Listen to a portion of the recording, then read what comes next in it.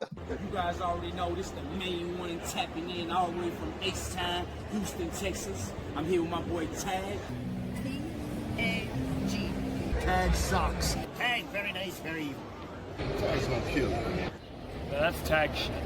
Whose house? T.A.G's house, baby. The only thing we're gonna do is take over, baby. Oh, it's true. It's damn true.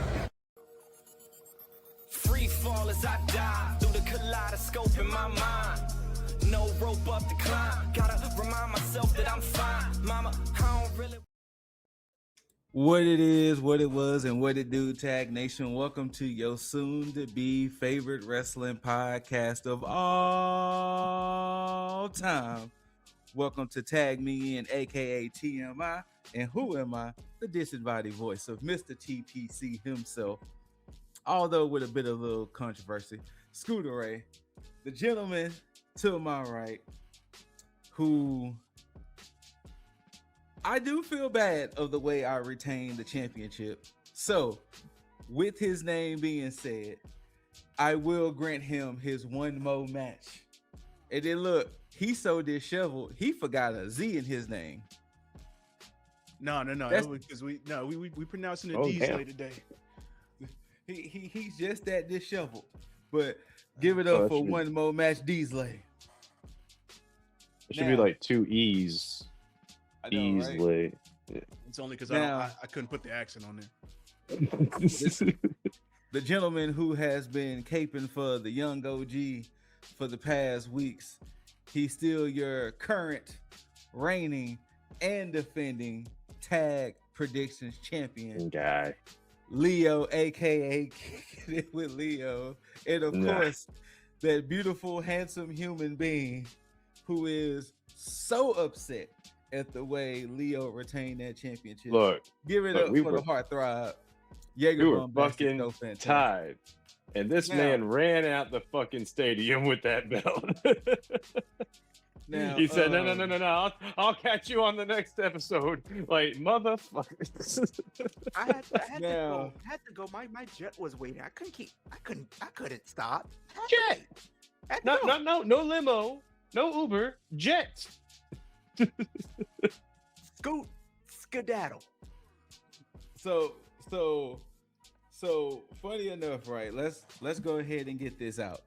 So the reason why I say I don't feel the best because Dizzle was late sending his predictions in, and unfortunately he missed out on the Liv and EO match. Had those predictions came in, Dizzle would have won. He got screwed. He would have toppled me by like 2 points. Now, what happened with Leo and Jaeger, per the rules we have, if the night ends in a tie, whoever was leading wins. And because Leo, SummerSlam is a 2 fucking night event, and Leo was leading going into night 2. Jaeger came back and the night ended in a tie. Yeah. And yeah. The EO match sold me, and then the Danhausen match sold me. That's the two matches that sold me right there. I had it in the back of my head. You know what? What if they do just leave this shit on Liv? And I just did not go with my own intuition. My own intuition was whispering it like fucking Randy Orton hearing voices, man. Now, what Jaeger is alluding to, when I calculated the numbers and realized it was going to end in a tie, I said, hey, do y'all want it to end in a tie, or do y'all want to do bonus points for the main event? Jaeger was like, sure, I'm down. Leo was like, nah, he can get his title shot at Money in the Bank. Then I damn near flipped the fucking table.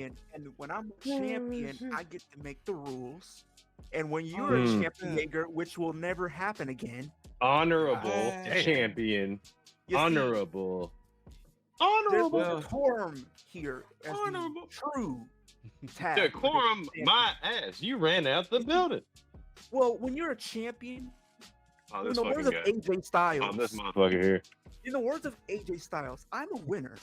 And if you're AJ Styles, consider me the fucking Undertaker. And guess what? Just like your streak, it got cut in half. And I you was the ain't no one Brock that did it. Lesnar, my guy. But guess what? Just like Brock Lesnar, he beat Undertaker, and just like that, whether if there's a tie, And just like Brock Lesnar, you're gonna lose. It doesn't matter. It doesn't matter what you have to say. This We're shit gonna let them talk their is shit.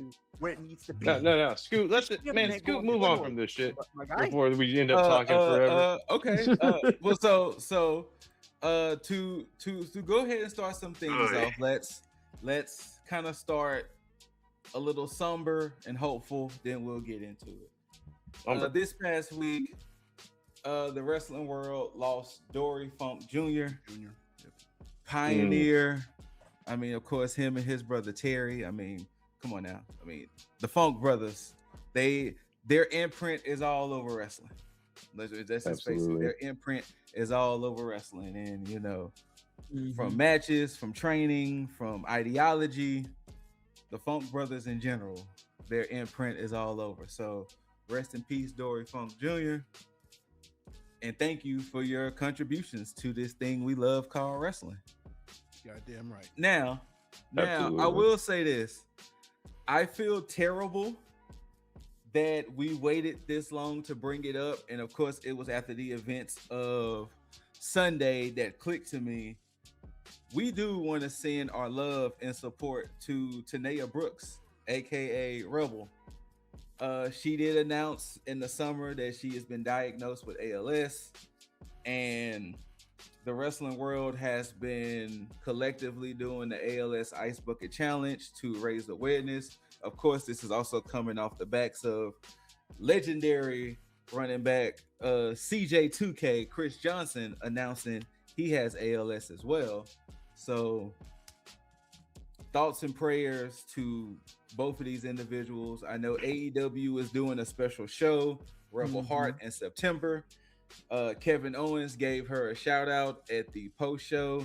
I know, spoiler. Yep. Kevin Owens gave her a shout out at the post show by saying, you know, watching what she was going through gave him the strength and energy to come back either. And he was like, this was beyond wrestling. This is something that I just needed to just put out there. So definitely our love and support is with Tanea at this time. Please. Now, get better. Spirit. We're not gonna. I'll discuss it when we're not gonna go through this match by match like that. We're gonna just really discuss highlights. But SummerSlam Saturday. Now, SummerSlam Saturday did kick off with Io Sky, Liv Morgan for the Women's World Championship. And I'm gonna tell you this. They said something at the beginning. It was either at the beginning of the match or during the match that was the most alarming thing. This was Liv Morgan's first defense since she won that championship at WrestleMania. And I was like, I'm sorry. I beg your pardon? I beg your pardon. I beg your finest pardon. And this was her first defense since she won the belt at SummerSlam. And then, of course, they keep going off of that whole, well, all the women were scared to fight her. And it was like, nah, bullshit. It was just exasperated sigh. It was just, this what we really doing. Okay, cool. But it was a fine match. It was a decent match. Of course, Judgment Day's Raquel and Roxy shows up to cause interference. Ultimately, it does lead to Liv retaining, and it was like, fine. Sure. Look. You know, the fact that they didn't do anything with her title run as far as defenses go up until now made me think that maybe, just maybe, Io Sky could take this win. But still, when it came to actually drawing these predictions, something in the back of my fucking head was like, nah, they're gonna give it, they're gonna keep it on her. Well, per the fallout, and you're going to see the image of both women, but per the fallout that happened on Raw, of course, the ladies of Judgment Day was out there and Liv was popping her shit. And then we hear the music of the man. Becky Lynch comes out and Becky was like, shit, I'll fight you. I'll be your Huckleberry. Shout out to Val Kilmer. May he rest in peace as well. Hey. But, you know, she was like, I'll be your Huckleberry. And then Liv was like, nah, why don't you go home and be a mom or whatever? And Becky was like, girl, come up off that title. Like, all those little insults, come up off that title. Now, as Liv was retreating, Stephanie Vakira's music hits, and boom. And you know, good old damn.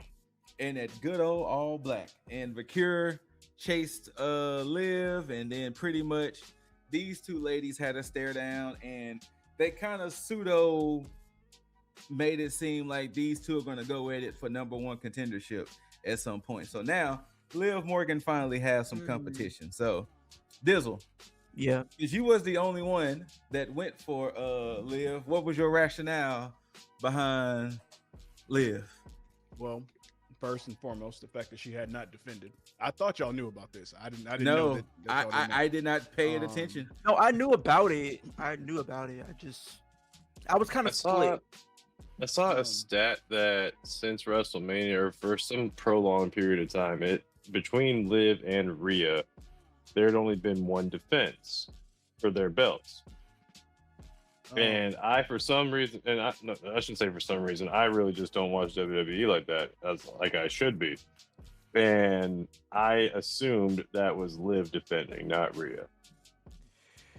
And look, as a person that's a big Liv Morgan fan, you would think I would have picked Liv. No debate about it.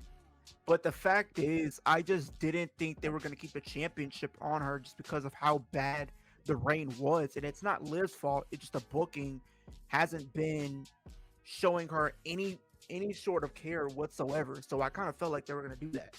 Now, with this, they could be a #1 contendership, but something's telling me this is going to end up being a triple threat at Money in the Bank. I honestly think they're going to make this a triple threat for Money in the Bank this year. But that goes to my second point, though. Yeah. Is the fact that, like I've been saying for the past few weeks and the past few months as well, Triple H is doing his Final Destination roundabout. He going in and every situation that got derailed because of injury, he's going to make right back along the way. Exactly. Stephanie Vakira is one of those, because the thing is, this is why I figured that EO wasn't going to get that, because he already had a plan for Stephanie. Right. So with that being said, it's like it wasn't going to have to do with EO. It was going to be because the last thing that she left off on was Liv, and you're not going to take the title off of Liv to give to EO to give back to Liv right when Stephanie's about to come back right around the corner. And I know we're going to get into it later, but it's the same reason, with the whole, while we got an interim women's champion now. Because again, you could have taken it off and been done with it, but no, because you want to do that. But we'll get into that when that comes to it. And that's something I was, thinking about too. And I will say the match between Liv and EO honestly was like my second best match that I enjoyed over SummerSlam weekend. Like, that match was actually really good for what they were able to do. I think it was like the second match on the Tyrus SummerSlam weekend. They got the most time devoted to it, I think, outside of like the main events. So they did give time to it. Now, this is my question to you guys. With everything that's going on right now, with Becky coming back into the mix, Stephanie's now back, I did say this could lead to a triple threat. Do you think this could be one of these feuds with all three of these women that can go all the way to Mania? Because something's telling me Roxanne's hope not. Money in the Bank. I really hope not. Something's telling me Roxanne's winning Money in the Bank. That's why I think Liv's going to keep it even past then, so they can do Liv and maybe Roxanne potentially at Mania, or even all three of the Judgment Day girls at Mania. Because I think that's how you're to answer your question in a short form, and it kind of goes along with what Jaeger just said, they will be creatively bankrupt if they make this last all the way to the end. That's the best way in my head, that they are creatively bankrupt if they just have these three women beefing like that all the way to Mania. Well, not no. I'm saying you might get that feud between all three of those women, but I'm saying maybe it could segue into Liv being able to retain against both of those women. Maybe Roxanne does win Money in the Bank, for example. Liv gets cashed in on, and then from there, because this can be going into maybe like Survivor Series time or something. And if it goes into Survivor Series, then I'm okay with that. If this shit goes to Mania, no, I'm saying how I'm looking at it, and is like Money in the Bank would do Liv, Becky, and Stephanie, right? Maybe we'll do another match one-on-one with Liv and Stephanie, and then at that point, maybe we build into Survivor Series, which is going to be maybe like a team Judgment Day or something like that, versus like some of the babyface or something. Something's telling me they're going to do that, and then at that point, we're on the road to WrestleMania, because at that point we got Royal Rumble. You have that gap between Survivor Series and Rumble, because Rumble is going to be in February. So maybe like Liv gets cashed in on during that time period, and then Liv, Roxanne, and Raquel are all kind of embroiled in this feud going into WrestleMania potentially.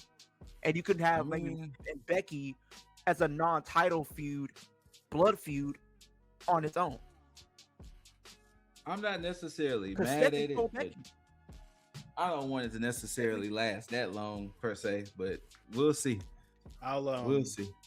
I'll answer that, but I'm gonna rope that answer into the other stuff later on. So there's gonna be a number of things that I'll hold for one whole thing to talk, because it all goes together. So, but that's one thing I'll say for that part as well. All I'll say is I don't want to see the fact that you're gonna have to put these women in front of each other weekly, not only just for the pay-per-views, PLEs, whatever. It's gonna get old real fast. Yes, I agree. That's where I'm like, no, we gotta do more than that. But anyway. So to just kind of breeze through, 6-man tag, the Bloodline took on Los Angeles Knight, Royce Keys, and Solo Sikoa, and to my fucking surprise, the babyface Louisiana Knight, Royce Keys, and Solo wins. And I was like, I was surprised. I had the Bloodline winning because I actually thought Solo was going to turn. And once again, you know, Diesel up there called it. Like he was actually perfect Saturday night. He was perfection. 6-woman tag, the Bellas, Paige taking on Fatal Influence. Now, television screen. Brie Bella. I will be respectful because, you know, wrestling is such a taxing sport. Brie Bella, get well soon. She tore or broke her scapula, so she is going to be out. But Fatal Influence did get the dub, and after that, the Bellas turned on Paige, and it was like, sure. It was two things. Sure. Two things. One, that was Brie's fault. Brie's fault. Her injury? Yes, she did not position herself. You can see that because she had her hand like this. If you know your spot, she had her hand like this. Yeah, just like that. She had her hand like this while somebody was diving at her. Yeah. So you didn't get yourself in a position. Now, am I sympathetic to it? Absolutely, shouldn't have happened. But at the same time, this is your. Hey, I'm sorry it happened, but it is your fault. That turn. Nobody cared. Is a wet fucking fart, and the crowd went mild. I'm gonna tell you this. So mild. Look, y'all are giving them credit, and y'all are not going in on them. But I will. This no. Worst match. We don't have to. Weekend. Hey. We don't have to. I didn't care about this before. I didn't care about this. We do not have to give this any more time than it needs to be. Thank you. Scoot can't stand Brie Bella. Dude, I can't stand the Bellas.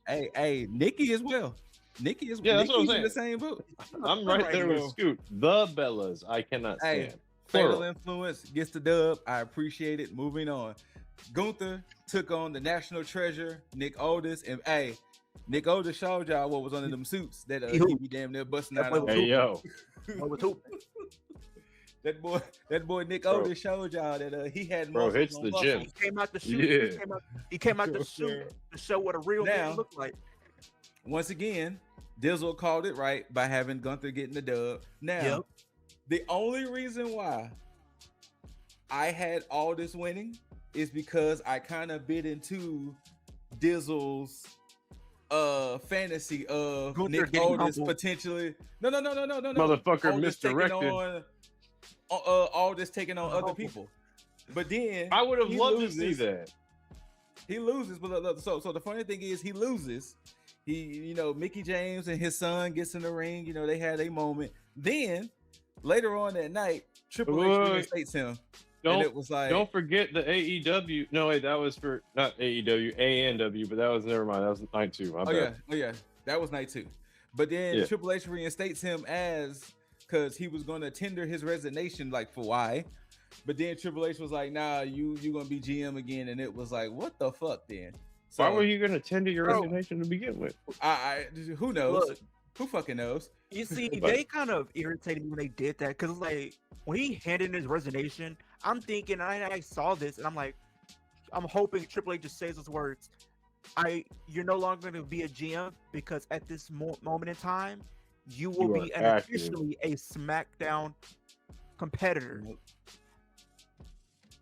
And then he comes up the next night. We'll get there. Hold on. We'll get. Oh man, we're gonna get there because I was. What you got? What you got, Diesley? Because look, you had look. You can't give everybody the full cake. You got to give them a piece. Look, all this looks phenomenal. He's in phenomenal shape, and he still look good in the ring. Here's the thing: you give people what they want. You let them cheer for him, and you take it away real quick. Because you let that shit breathe. Watch tomorrow night on SmackDown. He's going to get an ovation, and people are going to start talking about it, and then it's going to build up, and then we're going to start getting him back into the ring. Now, maybe not full time, but kind of like Eric Bischoff. No. Nigel McGuinness. Yeah. Oh, okay. Well, yeah, they can do like what they're doing with Nigel McGuinness and AEW, and it's like maybe you already have a story right there with Drew when he comes back, and you even have one with Sammy because Sammy's gonna feel some type of way based off what happened on night 2. Oh, buddy, we're getting there. The thing is, you still got Randy as well because remember there was a situation prior to that because remember he took 2 RKOs from Randy, and that is true. That was one of the rumors. Speaking of Randall, the undisputed WWE Championship, Chicago Man Punk took on Cody Raheem Rhodes, and the ref took a bump, and per that referee bump, a returning Randall Orton comes in, hits Cody with an RKO. Punk hits Cody with a GTS, and hey, Punk retains. So go ahead and finish now. What you were saying about Randall? Yeah, I mean, but that was one of the rumored matches for the WrestleMania when Joe Hendry showed up. All this was one of the people that was also rumored to be one of his opponents. Yeah. But the thing is, to him, it didn't make any sense as much as it would for the Gunther situation because there's for his words, there's meat on the bones with the Gunther situation. So what about the Drew thing? That wasn't discussed. They just had that interaction here and there backstage and stuff. But I mean, of course they have a pass, but I think that's also something that could be worked out down the line as well. But yeah, so I'm in hopes. I'm in hopes from. I will say this, and this is just like my overall thoughts on the entire of both night 1 and night 2. Night 1, I feel like had the better matches in my humble opinion as far as like the in-ring. But I think night 2 was mostly the moments that made it feel special. Because a lot of people would say night 2 was better than night 1, and I can see why. But from an in-ring perspective, I would say no. But I think the moments carried it to make it more memorable than night 1. Okay. Well, speaking of night 1, it caps off with the main event of Obafemi, Brock Lesnar, Hell in a Cell. Big Oba gets the dub, and after Big Oba gets the dub, Brock Lesnar kind of went into business for himself. He goes back, gives Oba a hug. He gets on the mic and pretty much says, Oba's the future. He was like, hey, I'm pretty much the past. I'm pretty much out of here. Oba's the future. and Brock gets on, I forgot whose show, and John Deere Tractor. Like Pat McAfee. Pat McAfee. Thank you. And he pretty much announces that he's retiring. And of course, I'm taking that with quotation marks. A grain of salt. Watch Saudi. You gotta wait for Saudi because they're gonna throw that money. You know they watch WrestleMania. He's gonna be there. But over quote unquote got that rub. He on Raw. He shook Paul Heyman's hand. He goes out. He cuts this amazing promo, pretty much saying that, hey, I'm the leader of the new school. The leader of the new school is going to be on my shoulders, and if anybody got something to say about it, then come holler at me. And they potentially gave us the best moment of Monday Night Raw. Yeah. As Oba was leaving. Second. Finally. Second? Okay. So, well, to me, it was my favorite because Oba was leaving. Bronson comes out. And I love the story they told because Bronson kept staring at that apron. Staring at that entrance the whole time. And when he was supposed to fight Joe Hendry, poor Joe Hendry, because they made him look like an absolute dud in that match. T.A.G. Just another guy. Like they made him look like a dud. And so pretty soon, Oba and Bronson is on that collision course. And it's like Braun? No, Bronson. Bronson is his real name, so that's why I keep calling him Bronson. So Bronson and Oba is on that collision course. So I can't wait for it. My thoughts on this too. I'm also holding for the other thing. Okay. So. Okay. Well, Bronson, I saw had some funkadactyls, but yeah, you're right. Something's telling me like they could actually use this story to really amp up Braun Breaker, in my humble opinion, because I think when you look at the current landscape of the talent, he is one of those guys that I think a lot of people pegged in to be the future of the company. But I think as soon as Obafemi came in, people stopped caring about what Braun Breaker was doing, especially with him being vision. I think you're absolutely right. I think this is the vehicle to finally put him into that now main event status. I 100% think that this feud is to put both of these gentlemen in that main event status, to put on notice that, hey guys, 2027, look at your main eventers. Look at least two of your main eventers on the Raw side or in WWE side. I'm going to say this right now, and it might sound crazy, but with this thereof, I think this could potentially be one of your main events for WrestleMania 43 next year in Saudi Arabia. I'm saying right now, I think Obafemi is going to win that world title by the end of the year. Braun Breaker does what he should have done this year, win the Rumble, face Obafemi at Mania for the World Championship. Possibly could be. Could see it. All right. Rolling into Sunday. Jaeger. Sure. I love you. Nah, man. Let me get it out before I let you go nuclear. Loki won't let you get it out. So the night opens up with the undisputed championship number one contenders match. Sami Zayn, Finn Balor. Nick Otis comes out and was saying, hey, me being reinstated, I want to do what's best for business. So he was like, what's best for business, I'm going to make this a fatal four-way. So he introduces Gunther. So Gunther comes out, him and Aldis shake hands, and he said, hey, I said I was going to do what's best for business. No, hold on. It was at this point in time where Scoot said, what the fuck is this? But please proceed. If you guys didn't see my reaction, if you saw my reaction, I'm like, what are we doing? Hold on. Please proceed. No. Hold on. We're not done. And Nick Aldis says, hey, there's going to be a fourth. And the returning music of one Kevin Owens. And I'm not going to lie to you guys. A tear nearly shed it. And I'm going to tell y'all why.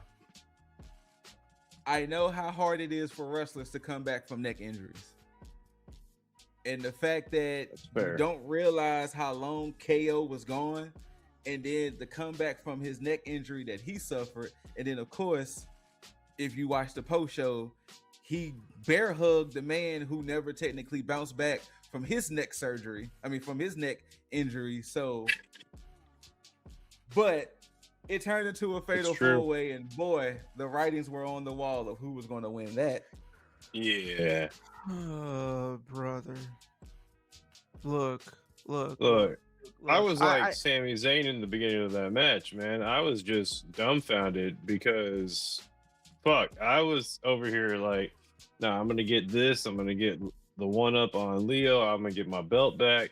And then I heard the Gunther music, and I was like, ah, shit. Well, this is probably gonna be tough, but like they got a thing. Sammy could win this. And then it's like, Kevin Owens music drops, and I'm like, Hey, look, and here's the crazy thing, and I might be delusional. Like, I was happy to see Kevin Owens back because he is like one of my favorites. I was happy to see Kevin Owens back, but I feel like I'm happy to see him face Punk even because I think that could be a really interesting story from the promos that they can have and everything. It's a first time match. It's a first time match, but I was really thinking Finn was going to win only because of how they set him up going into. You thought Finn was still gonna win?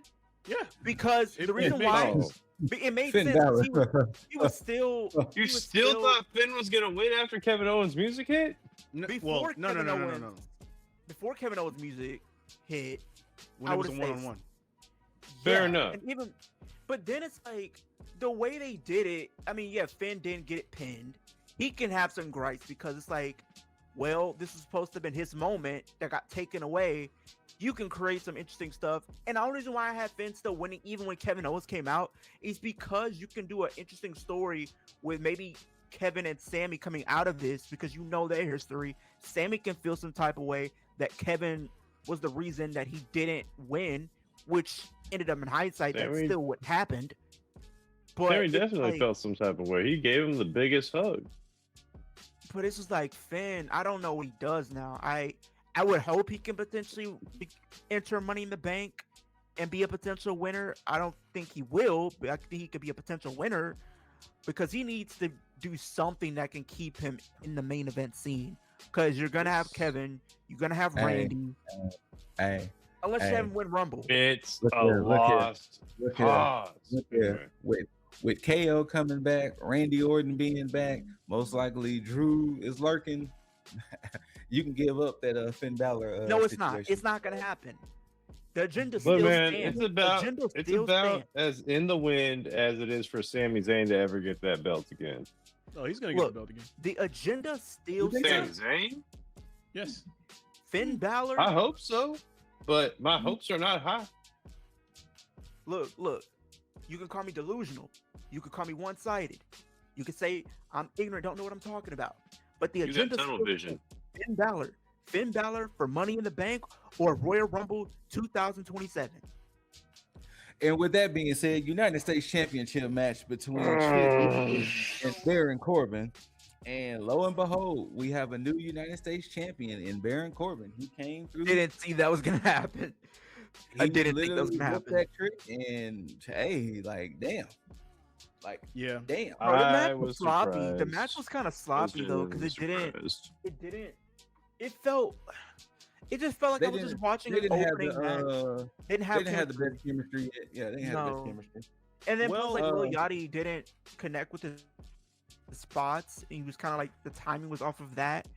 It didn't really give me pay-per-view vibes. If you would have had Carmelo in here, maybe I could have been more in tune to it.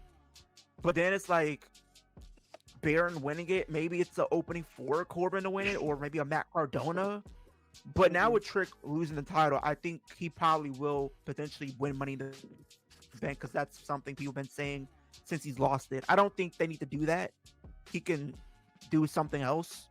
I don't think he needs to necessarily win Money in the Bank. We'll talk about who should win Money in the Bank when we get to it. Here's the problem with this match, and this is the only match on the card that I was 50-50 on, and I second guessed myself because I should have just went with Corbin like I told myself to. And this is the reason why, and you might not agree, but this is the reason why you all look at this as not such a good match, and it's Trick's fault. Trick has some hole in his game. He has a few holes in his game as far as the in-ring. In the back had holes in his game since NXT. So I mean, now, but there's nothing wrong with that. This is the silver lining on this. right now they're about to build Trick as a full-on face, because what do most faces do? Lose. They go in the chase. Now when they go for the chase, they start to build. They And have Corbin to is going. finish the story. No, I'm not gonna say all that. What but story? the thing is, this is gonna help, and this is where Corbin comes into play. And it's now, I don't know how long this reign is gonna be, but this is absolutely gonna be for Trick to get in his own bag, and then Corbin's gonna help him get better in the ring as well, because there's not a lot of people on SmackDown that's of the same stature as Trick right now. Nope. So we're about to have a good back and forth. Now, the only person that this does hurt is Carmelo. So I don't know what they do with him. That's the only person I'm just like, what the fuck is gonna happen? Sit in the Raw. I don't even know if that's gonna help. But actually no, that actually might help. But yeah, so that's the issue here with Trick. But hopefully, after all this is said and done, and they get these matches between him and Corbin out the way, he's better for it. Because right now, Trick is in a situation similar to what The Rock was in, but Rock being a lot better, but Trick is going to be able to get there at that point. So yeah. And you know what this match showed me? And people can hate me all they want, but this match has proved my point why Trick Williams should not be getting pushed over my twin over here. All right. So with that being said, so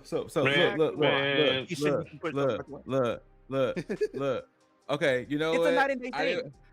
I didn't want to do it to you. I didn't want to do it to you this early. I was gonna wait until after SummerSlam. But speaking of your twin, this man returned Monday night, Big Cass, and he beat the dog shit out of Javon Evans. You know what I'm saying? He beat the dog shit out of him. And, he beat the dog shit.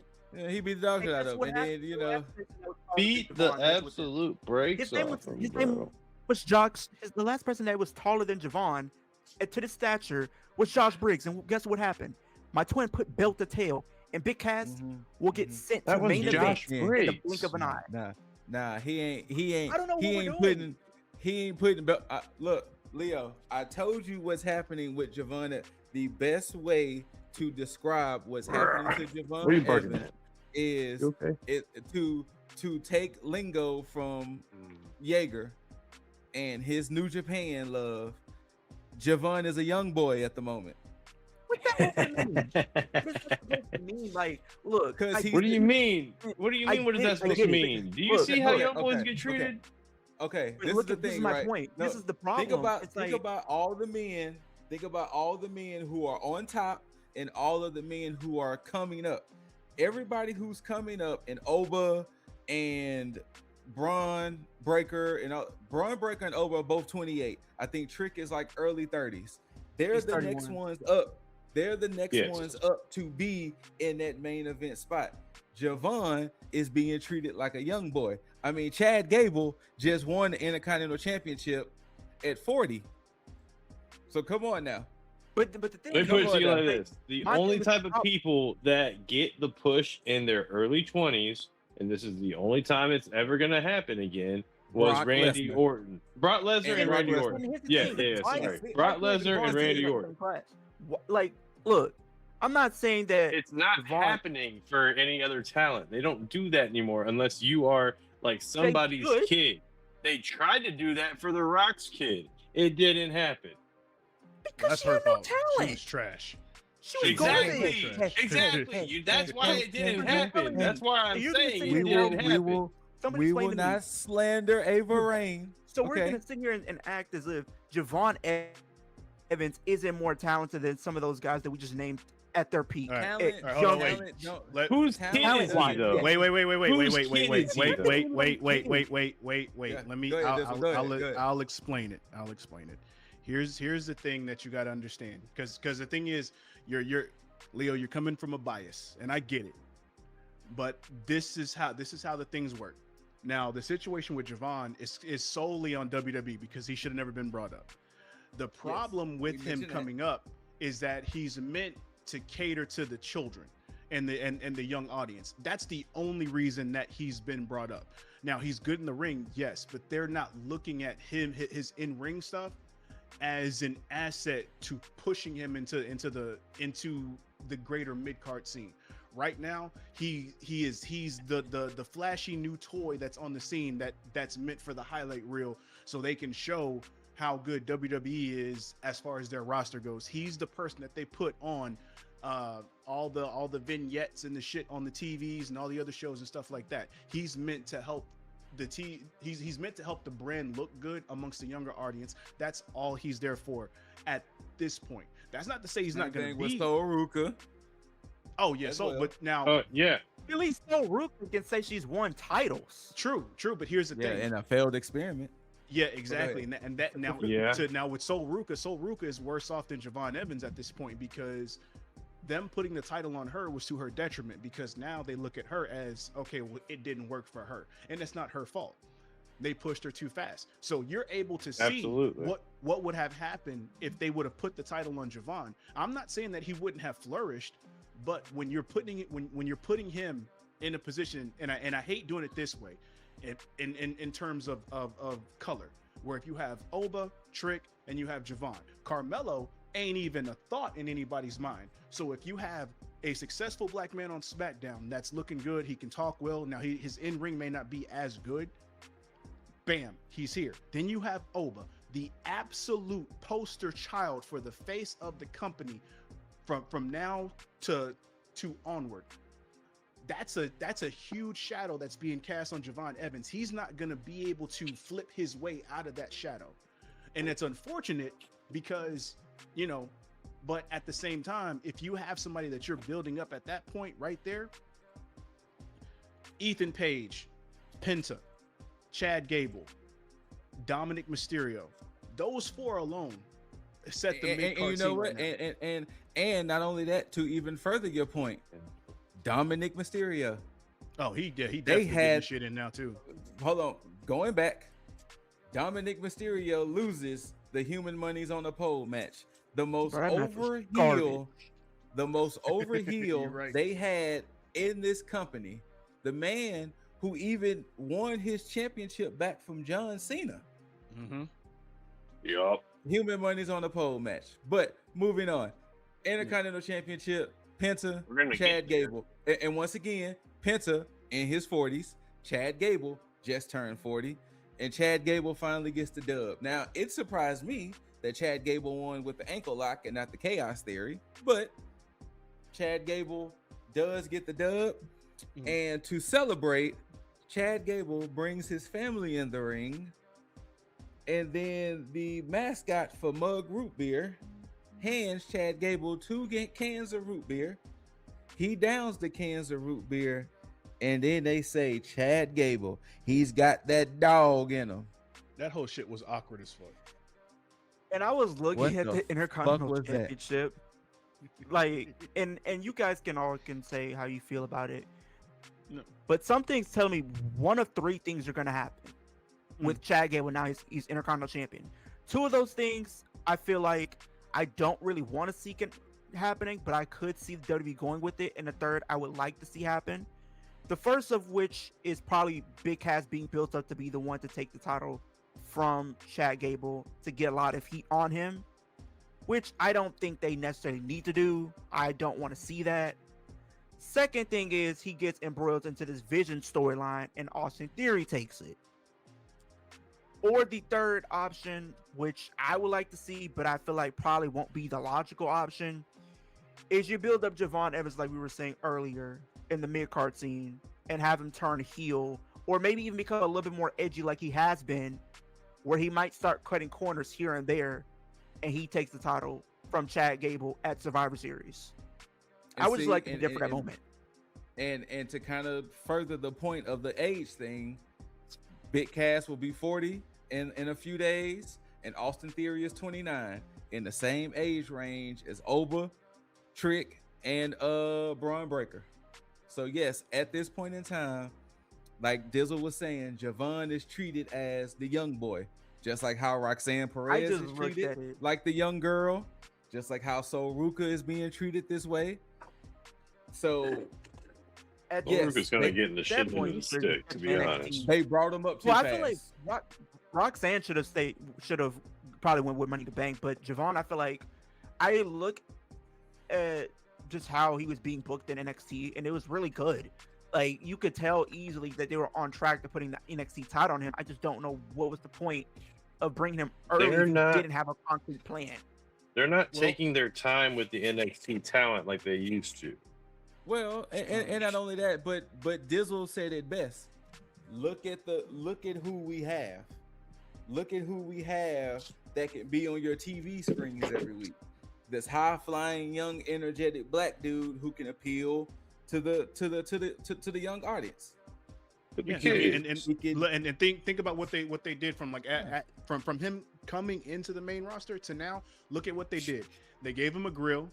They gave him all the hood lingo. We outside. The way he says that boy bouncy. No, it is catchy, but that's more to my point though. And the thing is, it's not his fault. It's just he's the one they're looking at. Like here's who can sell our product right now.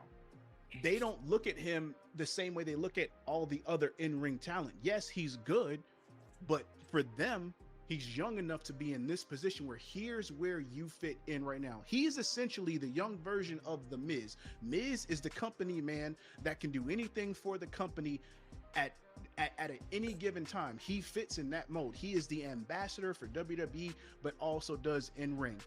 Javon wants to be an in-ring guy, but he, for WWE, is looked at as the ambassador for all the young people, and that's how they present him, instead of looking at him as a contender for X title here or certain situations over here, or like we said, the king of the ring.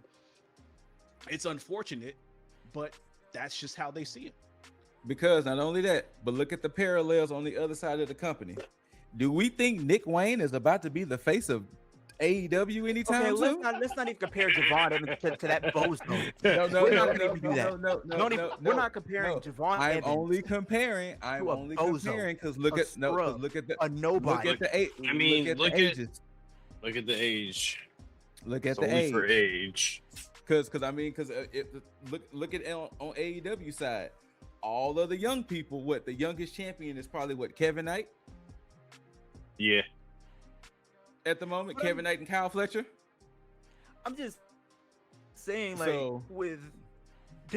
I believe, and speaking of which, since we were talking about Javon, I want to pull up this tweet that he put up on Instagram so I can actually read it to you guys and see how you guys feel about his words that he literally put out this week.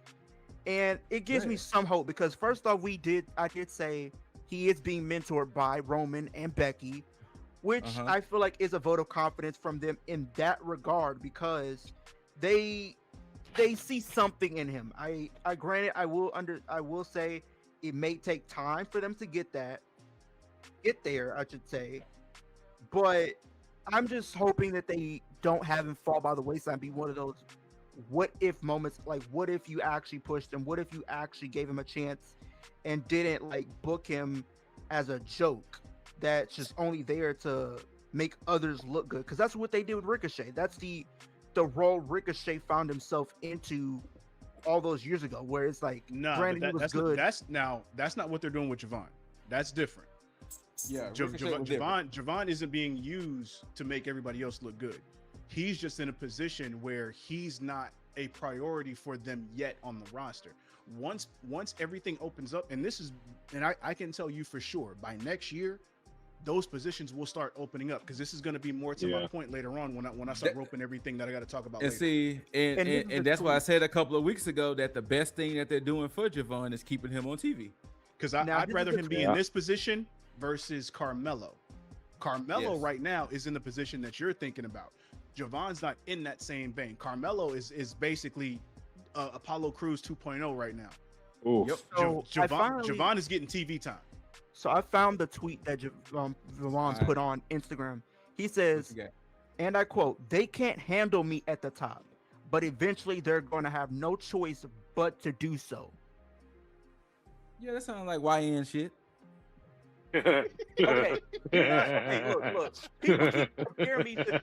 You know, people say he's my twin in real life. Even now, people think me and him are actually brothers. So whenever I do meet him, we gotta have to have that conversation. He might have to adopt me as his illegitimate brother at this point, because we're both in the same age range. I'm literally 3 years older than him, but that's neither here nor there.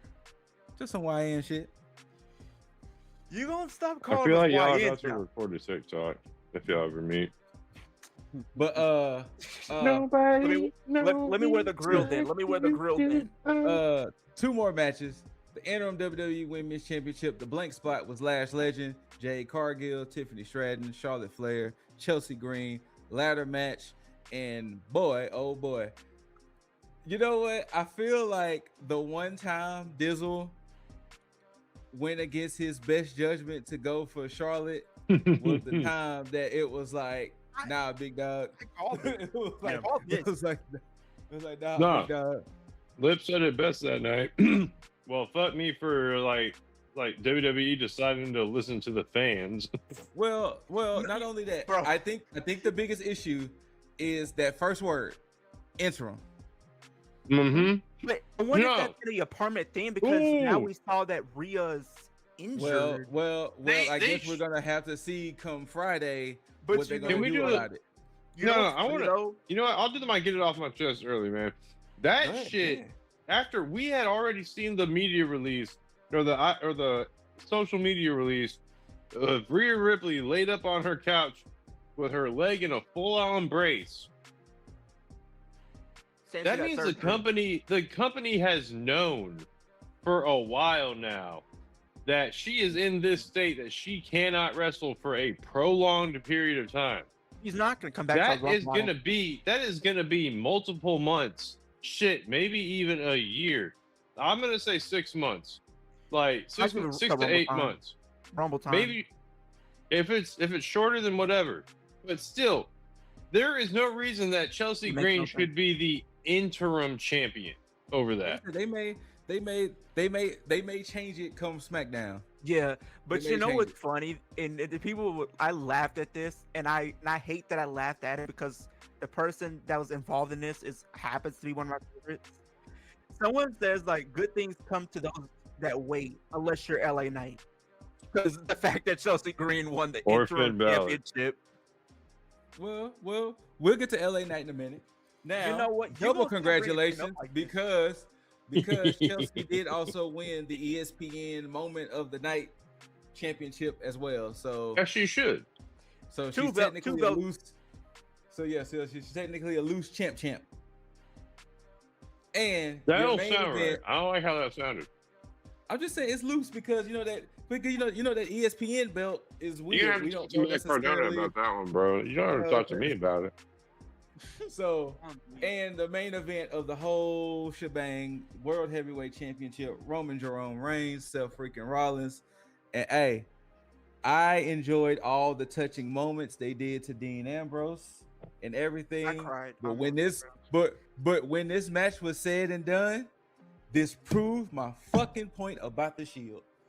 It proved my point that if it wasn't for these two becoming main eventers and Moxley doing what he did, the Shield was only together a year and 7 months.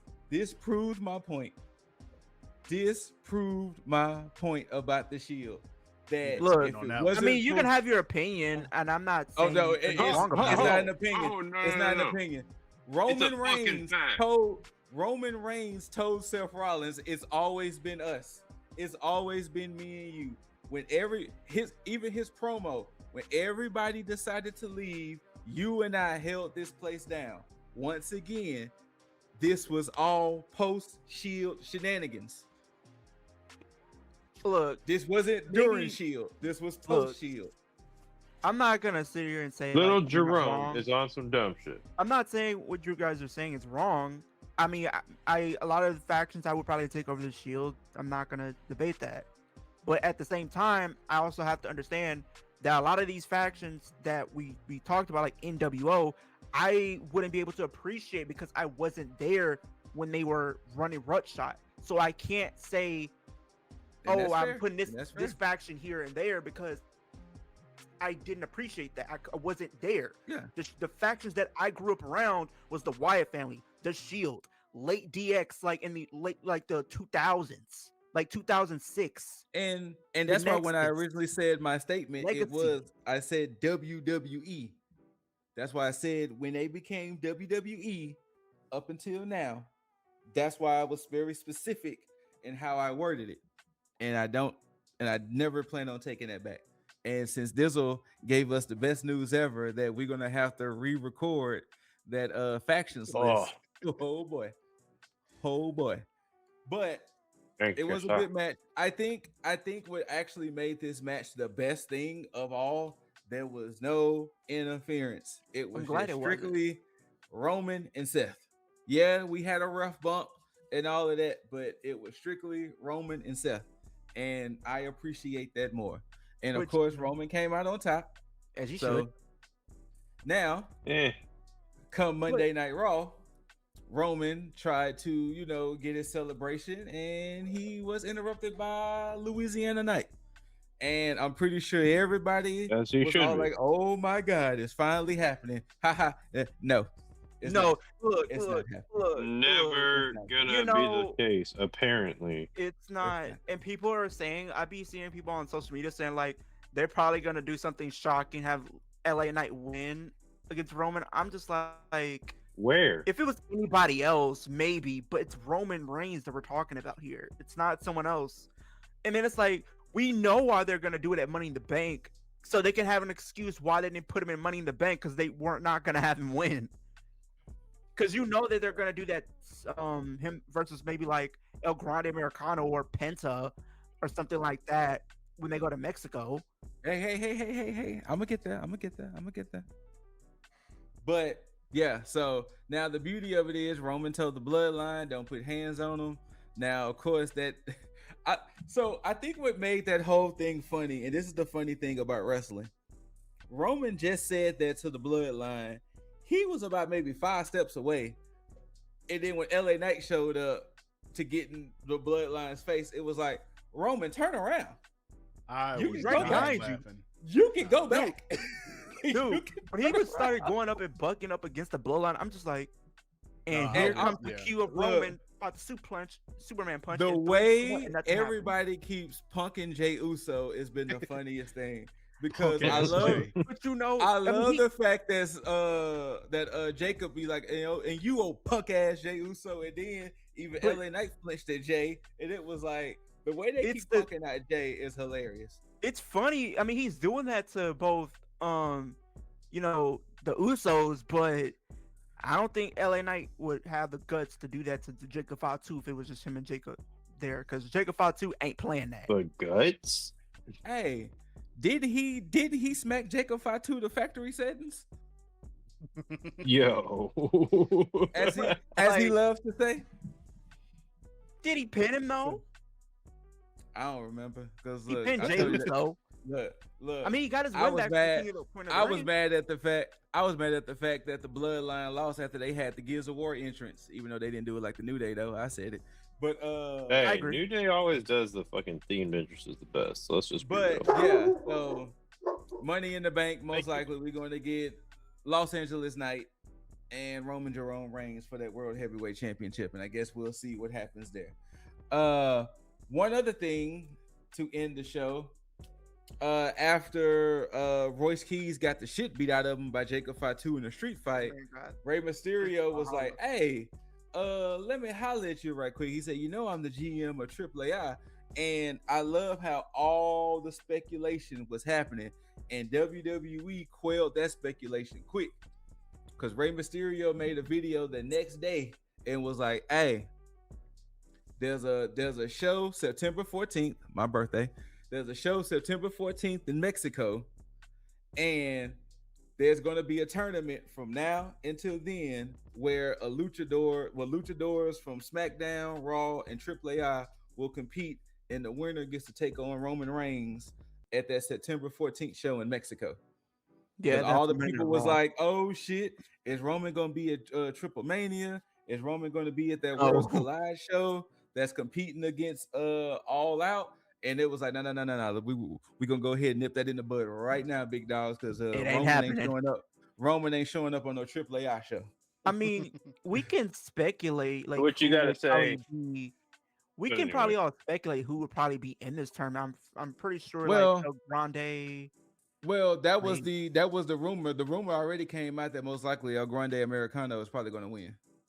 Yeah, because I'm thinking like I'm trying to think of people who would be in this, like Ray Like, Phoenix. who else would go up Penta, against Roman Reigns just to Penta? lose? Penta. Well, he said it was a 16-man tournament, so I'm going to think Penta. I'm going to think Dom. Dragon Lee, Dom. Dom, Ray Phoenix, Mr. Iguana, probably El Hijo, Dr. Wagner Jr.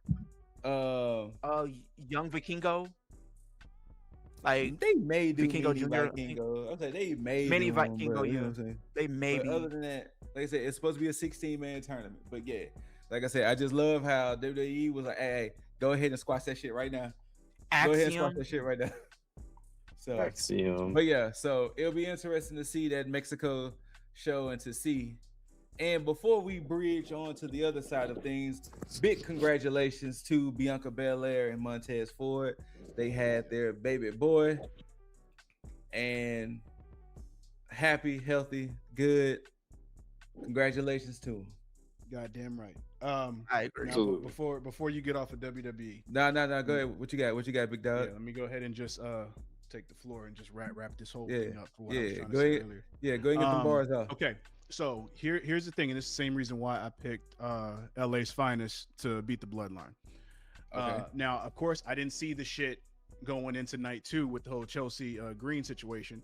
It's one reason why I picked Charlotte, because again, thinking about the Triple H shit, I assumed that Charlotte was gonna win, be real quick, and she was gonna go up against Rhea, and then Jade was gonna cost her, and then that was going to further that feud down the line, instead of having somebody else just randomly win the interim, because Charlotte seems like the perfect person to do that. That's the only reason I picked Charlotte in that situation, because it made the most sense. Now, as far as Rhea, I believe that image was her having surgery, so she should be done because she had successful surgery. Okay. You go ahead and keep talking. I'll let you know what was the surgery. It was for a meniscus tear. Yeah. Which that after surgery, you're probably looking at 4 maybe 4 to 7 weeks, so about a month and a half, 2 months. So that's it. It's not that long for that. But yeah, So but like they had her in limbo for like how many months? Yeah, because she was probably dealing with the injury while it was going on. But to get to the other stuff, this has surprisingly started a new era. And now it seems that WWE is actually doing what they were supposed to do. So now they're playing catch up, but they're right on time. They're just a little bit behind. So this kind of feeds into the Javon Evans stuff. This feeds into the stuff with Finn Balor and why I picked him to win as well, because this is somebody who you're looking at, and with SmackDown has built their main event scene right now, and this is what it is: Kevin Owens, Gunther, Sami Zayn, Finn Balor, CM Punk, Cody Rhodes.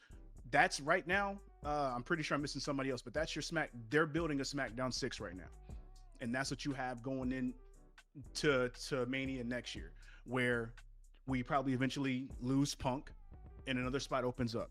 Same thing with Raw right now. We're probably going to end up losing Roman down the line, so that opens up another spot. LA Knight is finally getting his shine. Will he win that championship? I don't know. I'm 50-50 on that. It's a possibility, but it's it'd be like a transitional.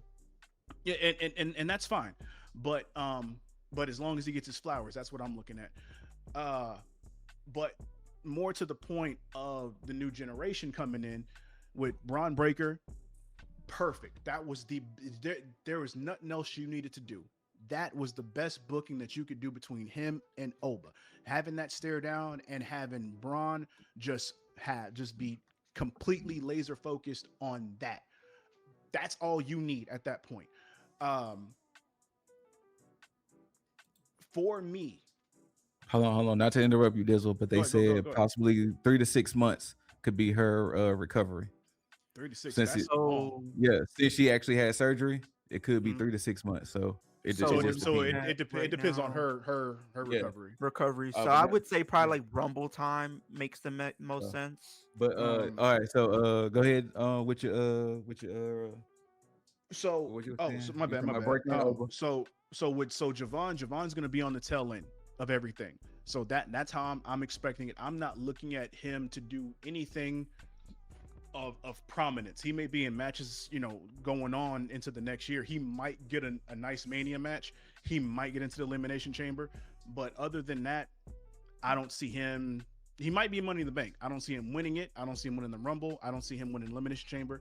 I see him maybe having, it could be a ladder match for Intercontinental Championship or whatever, but it will be a multi-man match. I don't see him getting a one-on-one match on Mania next year. I see them. I'm sure you do. But I see them pushing him after Mania for next year, because the Mania coming up, again, you also have to take into account Saudi Mania. They're going to want to book nothing but money matches.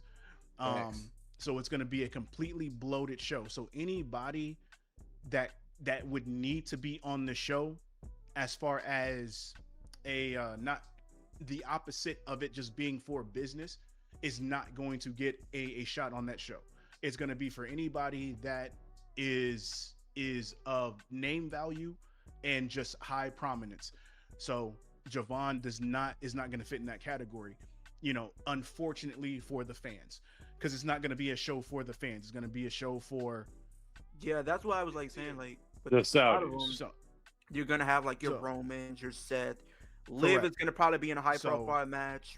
Rhea, if she's cleared. Bianca, if she's back. Jade, if she's around. No. Oh, they're going to have Rhea. They're going to make it's like I said, if Bianca's there, then she's going to be in a high-profile match. Same thing goes for Rhea and Liv. Okay. Those are your three biggest stars right there. So, that's those aren't, though. Then they're still not going to be anywhere near that situation.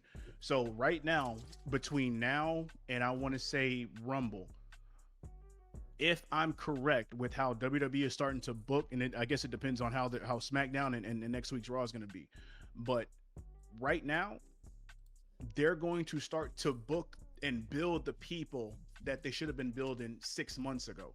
So right now with Judgment Day, going to be completely about the women. That's why Liv retained. So I picked her to retain, because Raquel just won the Intercontinental Championship, which it should be a shoo-in. At least 85% Roxanne is winning Money in the Bank. Yeah. So that's why I said she wins it, because she can cash it on exactly. Liv. But you're on the right track with that. So again, if they keep it going, this is going to be the best thing that they can do. And moving forward from that point on, when you get to this Braun Breaker situation with Oba, they're not going to have them go right at it. They're going to build that shit, because Bronson is right around the corner. Yep. And if Bronson Reed, that's how Bronson Reed. And if that's the case, and just like I said a couple weeks ago, their best bet is to have Braun leave the Vision, keep Bronson in the Vision, and now you have the perfect chance for these two to feud right before you get to Bronson and right before you get to Braun and Oba. So that's going to be your main event scene on Raw moving forward into next year, past Mania, so on and so forth. Because at this point, the only adversary that Oba has that's not of a pastime, and I mean Seth, I mean Brock, I mean Roman, is going to be Braun Breaker. Braun Breaker. Let me not confuse people. And to that point as well, Scoot, Bronson Reed, because the way I'm pretty sure they're going to end up building him up, because now we're going to get a show in a main event scene of killers, because they're absolutely going to end up building up. I was about to say Big Bill, Big Cass. Oh, good God Almighty! So, yep. This is the main event. Look, and this is why I said. Go ahead. It's getting back to some old school Vince McMahon days, and the way Big E said it, big meaty men slapping meat. And now, thank you, because my bad, Leo, but this is more to my point on that.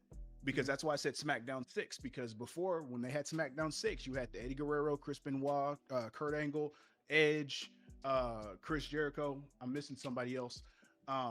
But you had it was them what over Eddie there. and Chavo, right? Nah, They I don't did it think in Chavo was part of the 2016 SmackDown again, 6. Remember? Actually, hold on. Remember they did it. I have to They had a double check, but- SmackDown 6 in 2016. And then on Raw, you had your Triple H, you had your Batista, Shawn. you had Cena, You you had had Orton. So you had your guys of stature on You had Raw, HBK. and then Hold you on, to had interrupt the you guy- again, it was Go ahead. Angle, Benoit, Edge, Ray, Eddie, Oh, and Ray. Chavo. Ray was Yeah. Wait, Chavo was Yeah. part of the SmackDown Yeah. 6? Yeah, Holy Chavo was part of shit. SmackDown 6. Yeah. That's I Yeah, because because Eddie, because Angle and Benoit were like the champions. Eddie and Chavo, of course, were together, and then Edge and Ray were together. So okay, so now I'm remembering it wrong, because I'm looking at the SmackDown 6 as like their top guys within that at the time. I'm not thinking about because they were tag champs. Yeah, they were tag Because they champ were for a tag good champs. while. During Or the- on and off at least. And don't forget, Chavo was ECW champion. That's also right. Yeah. Yep. But you know, but yeah, they kind of So- did that again. They kind of done that again. I don't know if people talked about it, but they kind of did a rehash of that in 2016, 2017 time. Yeah, when they because did you remember, they had Dean Ambrose, Miz, Dolph Ziggler, AJ, you had Bray Wyatt. Because But I that- think the SmackDown 6, in my humble opinion, was like Dolph, AJ, Dean, John Cena, Miz, and then Bray Wyatt. yeah, that was the unofficial resurgence. That was the last time that SmackDown was actually genuinely fucking good. Yeah. Because that's when they were beating the brakes off of Raw. It's hard to do that shit now because both shows are fucking trash. But Now, I will say this to your point where you were talking about like bringing up like a lot of stars are playing catch up. Now, we are going to probably do Braun and but you're going to build that up probably for like a big stage like a Mania or a SummerSlam. Now, I did see this trending on Twitter I think a while back. I think around King of Queen of the Ring time, I think people were saying they want to see Oba, Javon at some point in the near future. And I kind of agree. Now, that could be on a Raw, that could be on a PLE or Saturday main event. I don't know. But do you think within the next calendar year in 2027, we might see them cross paths in some way, shape, or form? Nope. Your only chance you had to do that would have been King of the Ring because they would have been on somewhat of the same level as far par. But now you can't do that because right now you have two different levels at this point. You have Oba up here now. Oba is top tier now. Yeah. Brock just made sure of that. And with and I don't mean to say this in a derogatory way, but Javon right now is errand boy status. So they can't do that. Right now, your best bet is once Oba becomes champion and they start to build Javon, and you have a resurgence of Undertaker and Jeff Hardy situation. That's the only time that you'll get that at the earliest, because other than that, they're going to be on their own paths up until Javon comes into prominence, and then he looks like the underdog that can compete for the championship. But right now, that ship has sailed because King of the Ring was done stupid. Since you said Undertaker, I would love to see Oba on a dominating like WrestleMania streak, somewhat akin to Undertaker's. But see, Well, I this don't know would if you can this go always make 1-0, hold on. But see, this would always make WWE different than other companies. Is that once again that shiny new toy theory? If think about it this way, if Cruz Montana is Cruz Montana, and that can throw a monkey wrench in somebody's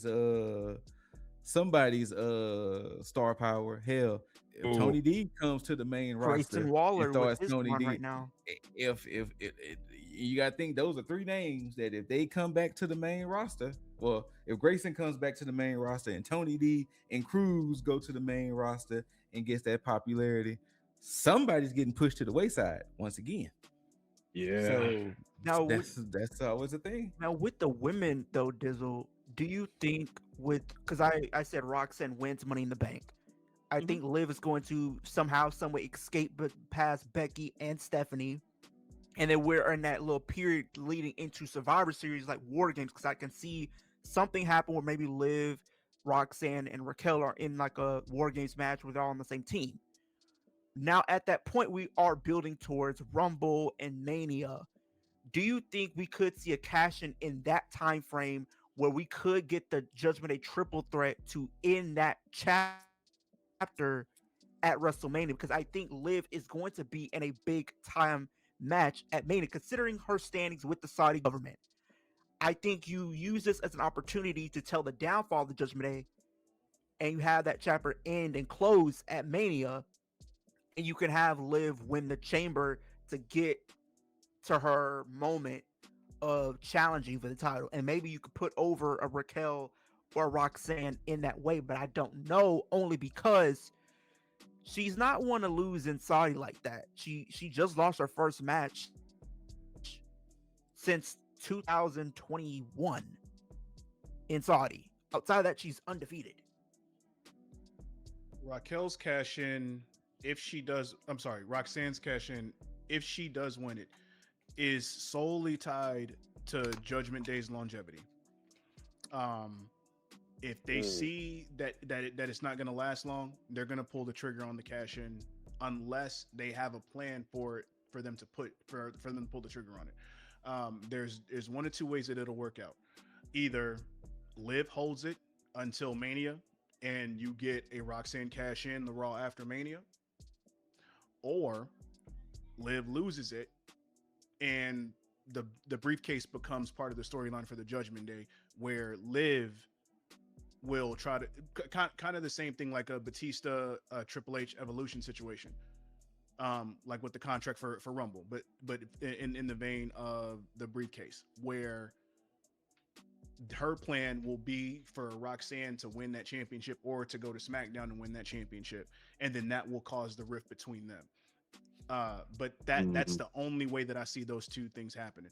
But the only thing that makes sense now is Roxanne when there's nobody else right now that makes sense to win that briefcase, because it makes sense for the story for Liv. And yeah, so I definitely don't see a Judgment Day triple threat. They would really have to boost up Raquel.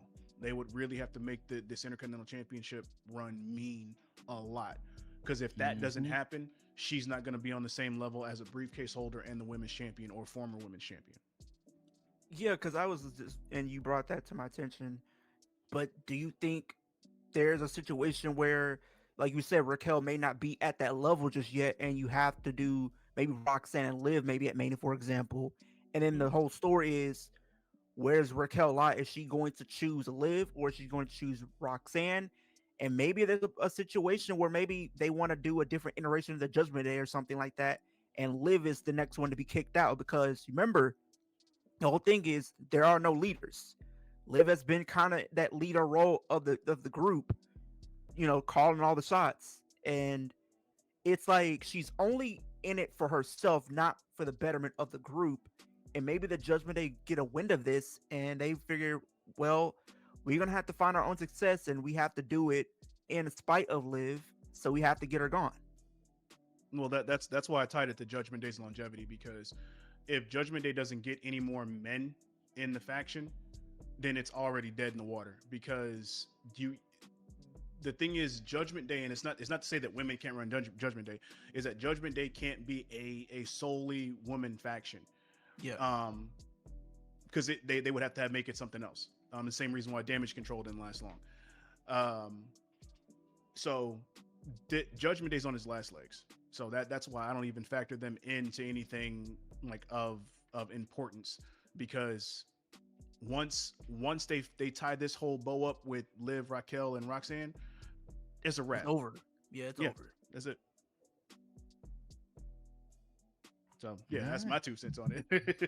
Hey, all right, let's go ahead and go to the other side of things. So, per that, we talked about it, the Continental Challenge Cup. The names have been announced. Of course, Jon Moxley, who's current champ, Nigel McGuinness, Jay White, Brian Cage, Kyle O'Reilly, Katsuyori Shibata, Matt Sydal, Het Cesaro, Roddy Strong, Dave Finley, Jungle Jack Perry, Claudio Castagnoli, Orange Cassidy, Ace Austin, Jake Doyle, and Eddie Kingston. Those are the names, and they went ahead and announced who's going to be fighting who in the first round. So per the blind picks on Collision this week, Orange Cassidy is taking on Matt Sydal, Claudio is taking on Ace Austin, Jake Doyle is taking on Eddie Kingston, Roddy Strong is taking on Kyle O'Reilly. Interesting. Brian Cage is taking on Hechicero, and Shibata is taking on McGinnis. And on Dynamite, Jay White, Dave Finley, and Jack Perry and John Moxley. Now, this is round robin style. So yeah, once you lose, you're out. Once you lose, you're out. Single elimination. Yeah, it's like you lose the match. You lose one match, it's over. So what happens is the eight that wins, they get reshuffled again, and then blind matches between the next 4 matches. My only gripe with this, for damn sure there's going to be a double or like a rerun of a match, or like, sorry, I shouldn't say a rerun because it's single elimination, but well, they'll like redo a match, like restart a match, or maybe they'll do like a rematch or something in the tournament. Something like that. Well, I mean, there's no way that they would be able to though, because it did say no time limit, right? No, it's a single elimination, so there wouldn't be you wouldn't fight the same person twice. Well, I mean, let's just go ahead and keep it in perspective, right? The finals are an all-in. We know Moxley is making them finals. I want it to be Jay White versus Moxley. Yeah, and Jay White takes that belt. That's my prediction, actually, Jaeger. Me and you are both in agreement on that one. I have Moxley and Jay White all in. The only other one I would make a case for is maybe John Moxley and Eddie Kingston, but we've seen that already. Everybody else, no disrespect. I would like to see Kyle, but no. Like, I haven't heard Matt Sydal's name in what feels like a year. Oh, well, he's in Skyflight. So I haven't heard Matt Sydal's name in what feels like a year. well, he's in Skyflight because Darius is injured. Okay. Darius Flight? is injured. Yeah, so Darius is injured. So Skyflight there goes is my now, prediction for them becoming a tag team champs. So Skyflight right now is Matt Sydal, Dante, and Scorpio. Scorpio? Oh shit. Scorpio Sky, Yeah, Skyflight. Okay. Yeah. You have 4 ways you can go with this. Because the prominent names on this list, John Moxley, of course, Jay White, obviously, but at the same time, Kyle O'Reilly, and oddly enough, David Finley. I mean, sleepers, yes, for those. I mean, you got because I'm saying for the storyline purposes, because because Kyle took John to the limit. Kyle and John, David and Jay, Jay and John, and then Kyle really is kind of just the whole John situation. I see. Since you brought that up, I see David Finley and Jay White in the semifinals, and probably Kyle O'Reilly and John Moxley in the semifinals. I can definitely see that, and then we can do Kyle O'Reilly. What if Kyle O'Reilly takes out John Moxley before the finals, though? That would be wild. That would be wild. And I mean, yes, it would definitely be interesting. If somebody takes out John Moxley before the semifinals or the finals, then hey, that's gonna blow my mind. But I'm all the way here for it anyway. I mean, yeah, but then it's like you could tell some interesting stories even with the Death Riders, for example. Maybe you have a situation where throughout this tournament we get John Moxley and Claudio having a match and them crossing paths. That can be an interesting match just because it's like I was hearing rumors that maybe John Moxley, you remember like at one point where they were just like being solely baby faces, like when they first brought in Will Ospreay and everything like that. Like people were saying like the whole thing is Will Ospreay is infiltrating the Death Riders to ultimately kick out John Moxley and everything. That would have been interesting if they were still telling that story and still had, Will Ospreay in the faction, but that's no longer the case. What if Will Ospreay is like giving us a swerve by saying he's out, but he's secretly just waiting for this to be in. I can see it. I mean, well, All In Take the could faction. do it. John Moxley, and then plus you can have John Moxley lose the title to Jay White, and you can have coming out of All In, John Moxley the first challenger for Will Ospreay. And that makes sense because Will Ospreay and John Moxley had that feud and everything like that, and he got taken out by the Death Riders. So that's kind of long-term storytelling there. If you were to have him come back, him join the faction that took him out, only for him to join up with the group to kick out the leader that led the charge on him getting injured and getting taken off television. I'd love to see some long-term storytelling where he's like, I told you I was going to get your ass back. See, I'd love to this see is it. where I've opened the door again in the car. Hey, man. Hey, man. No. Hey, since you in the back seat, the child locks is on, big dog. Look, hey, but the windows work. Damn. Windows work. Nope. They locked. Jaeger Yeah, and we I can do. have There's window locks too. Look, man. We have And you know in the what? car, Just big for dog. good measure, John is in the back while the two of us were swapping out driving, and he's just like got his arm around you, like, nah, man, you gonna stay right here. Hey, you know what? Don't make me, hey Jaeger, Scoot. Don't make me call Jacob Fatu and make him guard the door. Don't make me make that phone Well, call. we going cross promotion Wait, now. What are we doing? We sit You ain't getting that. in the '92 Chrysler with no Pretty GPS. much. And a Nope. folded up map. We ain't Hey, got MapQuest. Hey, we got MapQuest. We're there. Okay, Jaeger and Scoot gonna say I'm cruel for this, but you keep trying to escape. We finna put the heat on in the car. You ain't finna have no AC. You finna be sweating. Hey, hold on, don't make all of us suffer. Hold on a second. Yeah, I'm saying. Well, y'all can crack the window, but he's not finna have a window to crack open. Crack a window. The Death Riders call is here. You are here, sir. You are. Speaking of here, You are along for the ride. AEW did have Grand Slam Mexico last night, and I love how they said this was a 2-hour show. Well, 2.5-hour show. 3 hours. That bitch was 3 hours. That bitch was 3 hours. I fell asleep. But you did have Tommaso Ciampa, Andrade, Commander going for the Casino Gauntlet. Okay, you know what? I'm gonna save that. Cage and Cope and the Young Bucks took on the Death Riders. If I remember correctly, didn't Cage and Cope and the Bucks win? No. Yeah. I think No. Death Riders won. Death Riders won. Yeah. And you know, so because they tried to get the upper hand, and then Christian walked out. On them. So you didn't have the trios. He was on the floor. Like, what the fuck happened? Yeah, Bro, Mystico, Jericho. What you call it? What's their name? Marina. The cunt spot. Hey. Yo. Hey. In the words of what's his name? Excalibur, that is some kind of punt. That's all we go. It's a punt. Did you just? We are not going to get too graphic on the show. But yeah, Mystico, he hit her with the punt. All right. Yeah, Mystico, Jericho, Darby Allin took on the Don Callis family.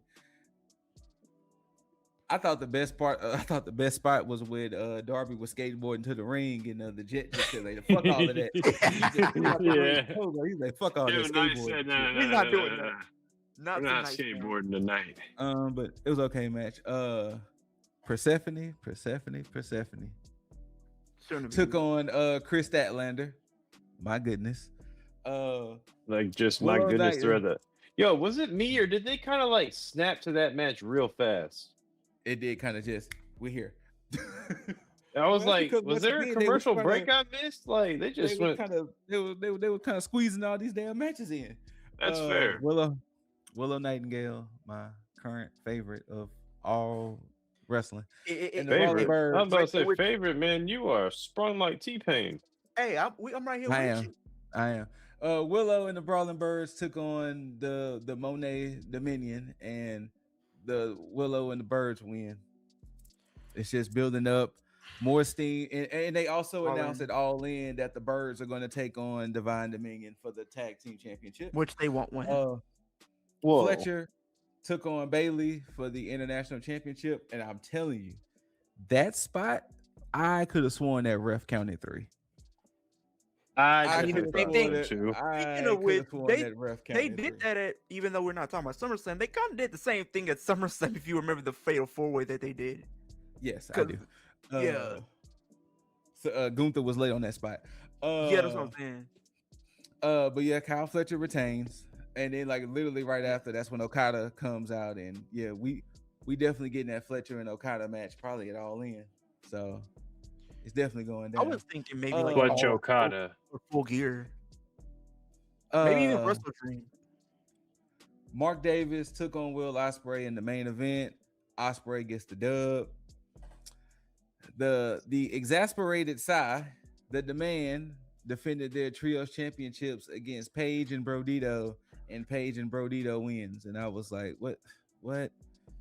Bro, Fine. it's like, bro, they just gave them the titles, bro, and then you have them lose.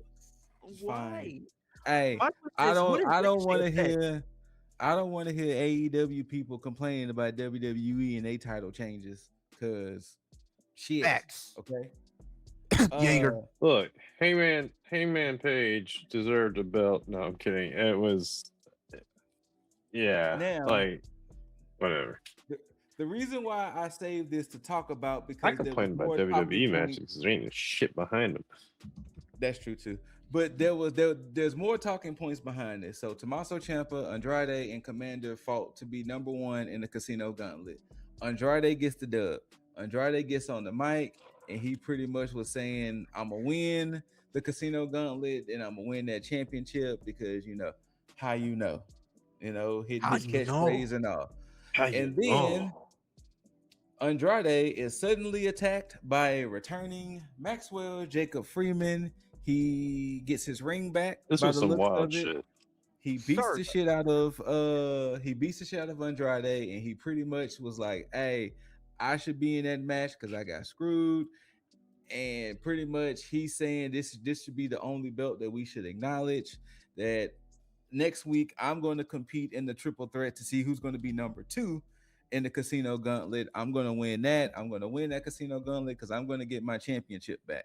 Now, the issue I will cut somebody over this. I swear. Now, the issue that I am kind of having with this is he's kind of halfway rehashing the CM Punk storyline. Yes. He's kind of doing it as the real world champion, as long as he doesn't take out spray paint and then spray an X. He ain't gonna do he ain't gonna do the Triple B. Triple B too beautiful. Triple B means too much for him to do that. But, absolutely, it does. I wasn't expecting a wild MJF to return like that the way he did. So it was like, man. Nah, this MJF for the show. I did not care for this. I mean, look, MJF coming back, he's good on the mic. He's good at what he does, but MJF is done filming Silent Night 2. That's all that was.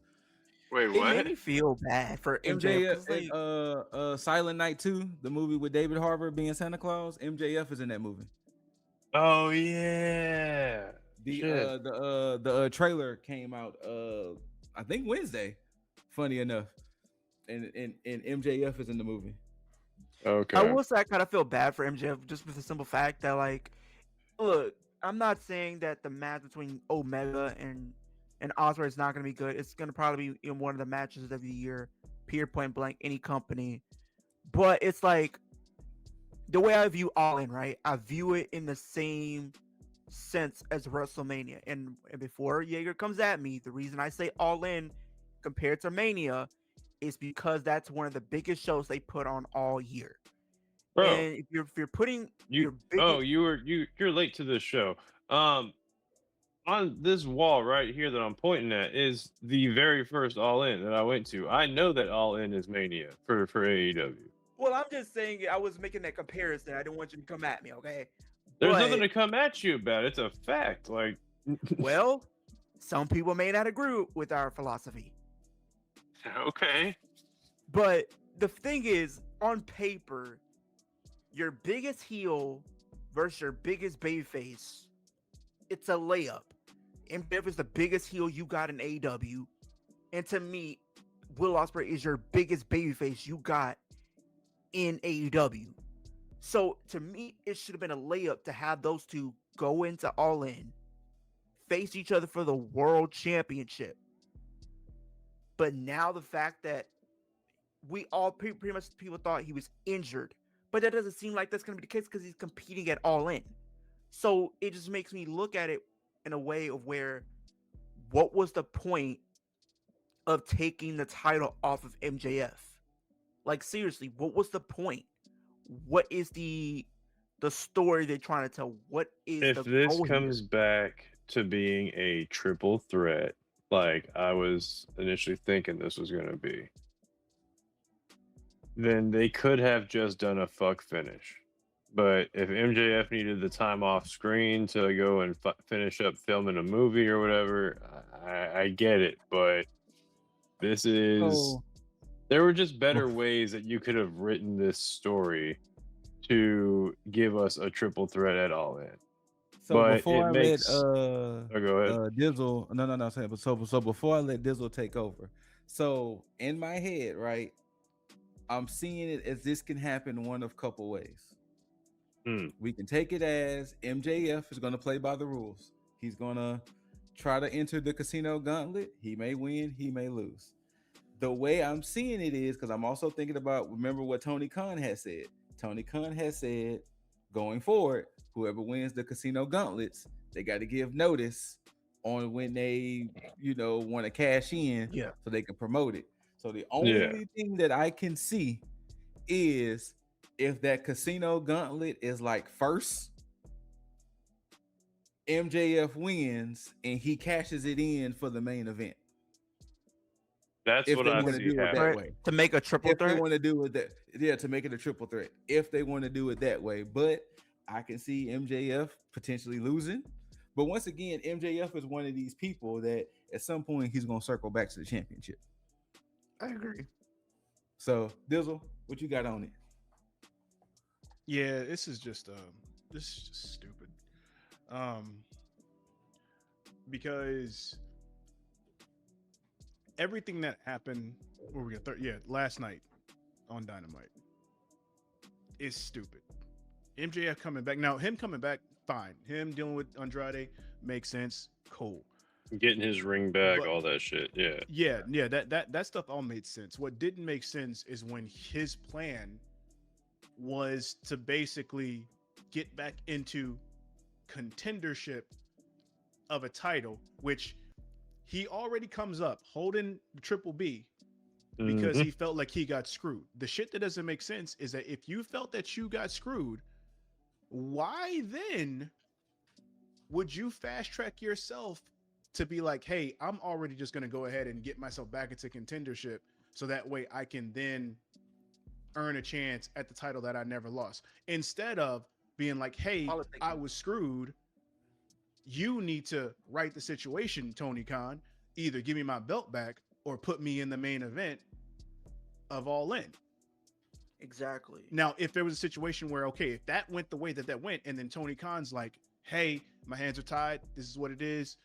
You'll have to find another way. And then he's like, okay. And then he finds his way into that and then weasels his way into the main event either way. But to do it this way, it's out of character for MJF. He's admitting defeat already. Exactly. That's what I'm saying.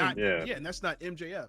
So no, exactly. He would have been the guy running, like you just said, he would have been the guy charging up Tony Khan's office, been like, the fuck is this? You saw what happened out there. Like, you saw that this was an interference, blah, blah, blah, blah, blah. Like, no, I don't accept this as a loss. Yeah. And the problem was, because I peeped it, because I don't think I talked about it the week that it happened when the match between MJF and Omega had for the championship. But I had peeped it that night, and I'm just like, okay, that's going to be something that happens. And it was never brought up the next week. So it was like, so we just not talking about it. And then he waits about a month or so later and then comes back to then talk about it. It's just, it none of it made any sense. And now the fact about him losing the championship, to Omega, that's in a way that's a cop out too, because he could have easily held it even while he was filming. He could have just been off TV for a little bit, because AEW is not shy at having the champ off TV and then building other people in the meantime, especially for MJF. So it's just weird for that shit to happen when we've already had examples of where the champ has been off TV for like a couple weeks, and then came back. So I don't know. It's just weird, because the thing is, if the situation was to keep MJF in the title picture anyway, why take the belt off of him? Because you could easily either put Kenny in the same match, or you can have MJF and Ospreay go at it for All In and have him win, and then continue the story on with Omega and Ospreay. Now, does Kenny have to win the championship? No. Is it good that he did? Absolutely. Yeah. Because we don't know how much longer he has, in the ring, in the business. So there's that. So I mean, there's a lot of variables to the situation, but I felt that this could have been done way better than it has been. So, but I mean, we're here. Omega's champ. We got Ospreay and Omega. I think technically it should stay that way, because they kind of botched this. Can they fix it with adding MJF to the match? Yeah. Will it have the same meaning or feeling? Maybe. But I mean, it's already been built up to because how many days do we have until All In? Like 3, 6, 25, 24. Okay. So yeah, I mean, MJF has been on TV this long already, and their plan is to build it within the next 2-3 weeks, to then get him for him to plan his way back into the main event, if that's the case. Which means you got 7 shows left between Collision and Dynamite. Yeah, which means that you would have to have him interact with Ospreay and Omega at the same time, shows. Get into contention for the wait. Well, I mean, he's going for the qualify. He has qualify for the qualify. So yeah, so he has to qualify, which I believe that's next week. I mean, to be fair, regardless of if he gets the number 2 spot or not, we know MJF is still going to be in the Casino Gauntlet, and we're not going to win. Yeah, so regardless if he's in that 2 spot or not, he's still going to be in that gauntlet match. Yeah. Not to go into business for myself here, but I still think the OG, like way I had it in my head, still makes more sense than what they're doing now. You should have had a fuck finish with MJF and Kenny when he was putting his whole "I can never challenge again" for this shit. Yeah. You should have had where MJF did use that Dynamite ring or whatever the fuck on Kenny Omega. Like, have it where like the referee disqualifies MJF or does some other shit to where like Kenny can still technically challenge, but he still lost or he still missed out on getting the belt. And then like you like had this done where Tony Khan pulls like some GM shit and says, you know what? No, we're gonna like have a clear winner, and we're gonna do it at All In. You could have made it a triple threat in a better way than what we're potentially leading up to. Like, I'm almost on some lip timing with how I'm wanting to book this as a triple threat. No, I mean I'm halfway with you. The only thing I would have tweaked is I would have kept the match the same. I still would have had Ospreay interfere to try to make things right, and then just basically screw everything up.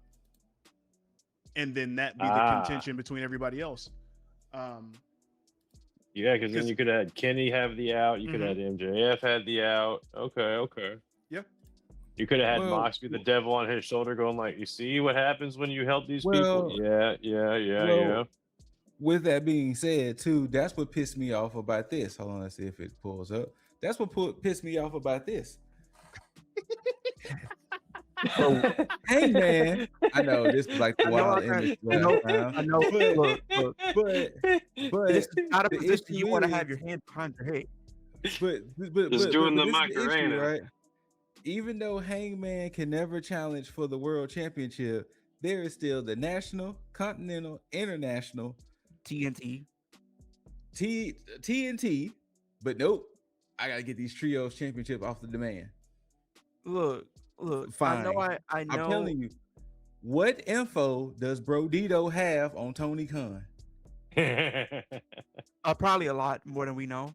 Look, I know I have in my title Justice for Javon, but for this show, I would also have to say Justice for Ricochet because my guy deserves. How about better just than justice this. for all the black folks, okay? Unless you over a trick, justice Honestly, for the that's a black good folks. fucking point. Unless you are Oba and Willow, justice for the black folks. Swerve. We ain't seen Swerve since he lost. That's a good fucking point. Trick lost his championship. We ain't seen Swerve since he lost. Ricochet just lost his championship. Kevin Knight, thank God he still has his belt for the time being. But You know, justice for the black folk. How about even that? if it's a one-off, even if this is a one-off, whenever we get to All In, and I'm pretty sure more likely Willow's gonna win it. I know it might not be at a pay-per-view. Maybe it could be on an episode of Dynamite or something. Give me Ricochet and Will Ospreay for the AEW World Championship. Why not? There's a story there that I don't honestly feel like it got the proper conclusion in AEW. So But yeah, so we're gonna get to this segment, but anybody got anything they want to get off their chest? Anything extra they want to get off their chest for this week? Oh, we already here now? Oh yeah, we here now. Yeah, we here now. So I'm assuming Dizzle got something he want to get off his chest. What you got? AEW and WWE are doing the same fucking thing on different sides of the goddamn coin, and it's pissing me the fuck off. And it kind of alludes to partially to what Leo was saying earlier, because I felt the same way after SummerSlam, because I got mad about Charlotte not doing what she was supposed to be doing. But I mean, I was happy for Chelsea, of course. I was happy for Chelsea, but that, the Chelsea thing, the Danhausen thing, which I'm gonna feed that into this shit. garbage. Hey, but it seems like WWE, because of, you think about the Finn and Sammy match that was supposed to happen that turned into a 4-way, and that match being, I believe that match was like less than 10 minutes. I can actually double check that. And the problem is, and I mean, there's story there, and I'm here for it. But the fact that, okay, Kevin Owens returns, he wins. There's their moment. You get Danhausen and the mini houses and all the human monies and all that bullshit. He got his moment. You get Chelsea Green having her moment. You get, now I wasn't the biggest fan of the Roman and Seth match, because it was too many lag moments where they just sat and talked for a good chunk of the fucking time. But they wanted that moment at the end. It was just moment. And I feel, and it clicked to me after that, where it's like WWE, the way that they book their shows and their matches, they book everything for the moment. So everything is hindered because of that moment. So it's like they don't book the way they're supposed to book, because they book for that moment. So that's why the matches are a lot shorter. That's why they don't focus on the big story building, because again, let's take the hypothetical and say, hey, they're booking it this way because they're tired of the fans predicting the shit that's going to happen. So let's say the Chelsea Green situation, where it's like, hey, if they were building her up to this point, people would have predicted that she was going to win. So instead of them actually building her up, up to this point, they set it and forget it. And then because the fans want her to win, they say, okay, you know what, we'll put this match together, and then we'll just have her win, which is a good moment. But it's just like, where is the story outside of what they had on fucking Unreal with the Michael Hayes shit? So there's Okay, that. actually, I'm looking at it right now. Do you want to know how long this Fatal 4-Way got for runtime? Yeah, what was it? And when you look at it, you will be upset, just like I was. This match went a total of 8 minutes and 30 seconds. Okay, so under 10 minutes. So yeah, so again, more to my point. The Kevin Owens thing, they had that match happen, even though we should have got a real good match between Sammy and Finn. We get the 4-way where you get the inclusion of Gunther, feeding off the story from Aldis and Gunther. So they didn't let that shit breathe. They kind of just let that shit happen. And then you bring Owens back, and then the match done. So Owens gonna have a moment, which I'm glad he did, but again, still nothing there outside of like the Sammy feud with Aldis and then the conspiracy that he's having with everybody else. And then we get to the AEW shit, and AEW matches galore with time galore, which that's what we want with professional wrestling. 20, 30 minutes. But then some of the stories start to lack. Now there's story that's there, but not a lot. I'm not gonna say it's not a lot. I'm saying it's not well paced. Yeah. Because I think the issue is that if they took some of the time from some of the matches and then gave us some story in between, because they used to do that in like their first 5 years. AEW used to do a lot of backstage stuff. It wasn't just match, a segment in the ring. There used to be a lot of backstage stuff that they would do, and it would flow through the show. That's why they were kicking too. Yes, and they were kicking NXT's ass at the time. Now, not to the full extent, because they were going back and forth with it, but there were some weeks where it was like, oh shit, AEW is killing it right now. But it's so much on one side and then not enough on the other, but then it's so much bullshit on the other side and then not wrestle. Because if you had more wrestling in WWE, it kind of would help with the bullshit that you're feeding me, because WWE right now is like that one kid that hears a joke that's funny as fuck. And can't stop telling that same fucking joke because they got so many laughs of it. And that joke is Danhausen. I love Danhausen. Did make the show sweet. But they fucked up with his introduction. But they bounced back the next night and they kept to their guns, and then they caught lightning in a bottle. The problem is they're overexposing Danhausen to the point to where people are going to start getting tired of him, and I don't like that. He was perfectly fine. Wrestle. You know what? I'm not. I was about to say almost in a Goldust way. I'm gonna say that they shouldn't have let him wrestle as much. I think when he was like this, the stuff with the Miz, I think it fed to that. But it got to the point to where now you're starting to hinder other people. And prime example would be Dominic. You got a person who is your AAA mega champion, and he's not being treated as such, which is crazy because the disparity between WWE and AAA are night and day, because it is. AAA cares about their stars and they book them. Undertaker and Ray are booking them like fucking crazy. But then you get over to WWE and Dominic's a fucking joke. But Dominic's a badass on AAA. So it's like it makes no fucking sense. So like there's no correlation. No, not at all. Which is crazy. But that's my gripe right now, is that there's no balance between the two on AEW and WWE.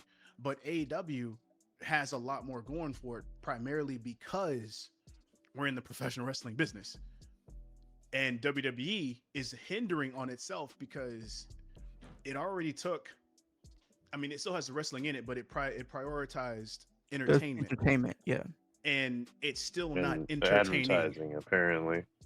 So well, the advertisement wasn't as carried away as it was for Mania. So I would.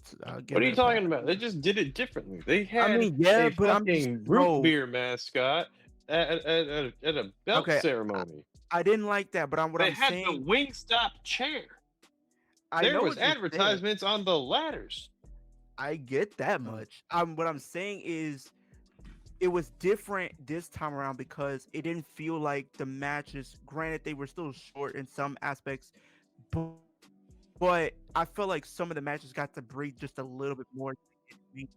That's my only thing with SummerSlam. Granted, the ads were still atrocious, but it wasn't as unbearable as it was at Mania. Like, it was still bad, but wasn't as worse as it got at Mania. That's all I'm saying. Yeah, there were less ads, and guess what? The show was over by 9 o'clock. And that's a good thing. Well, they did start earlier. So that was to my detriment. I'd rather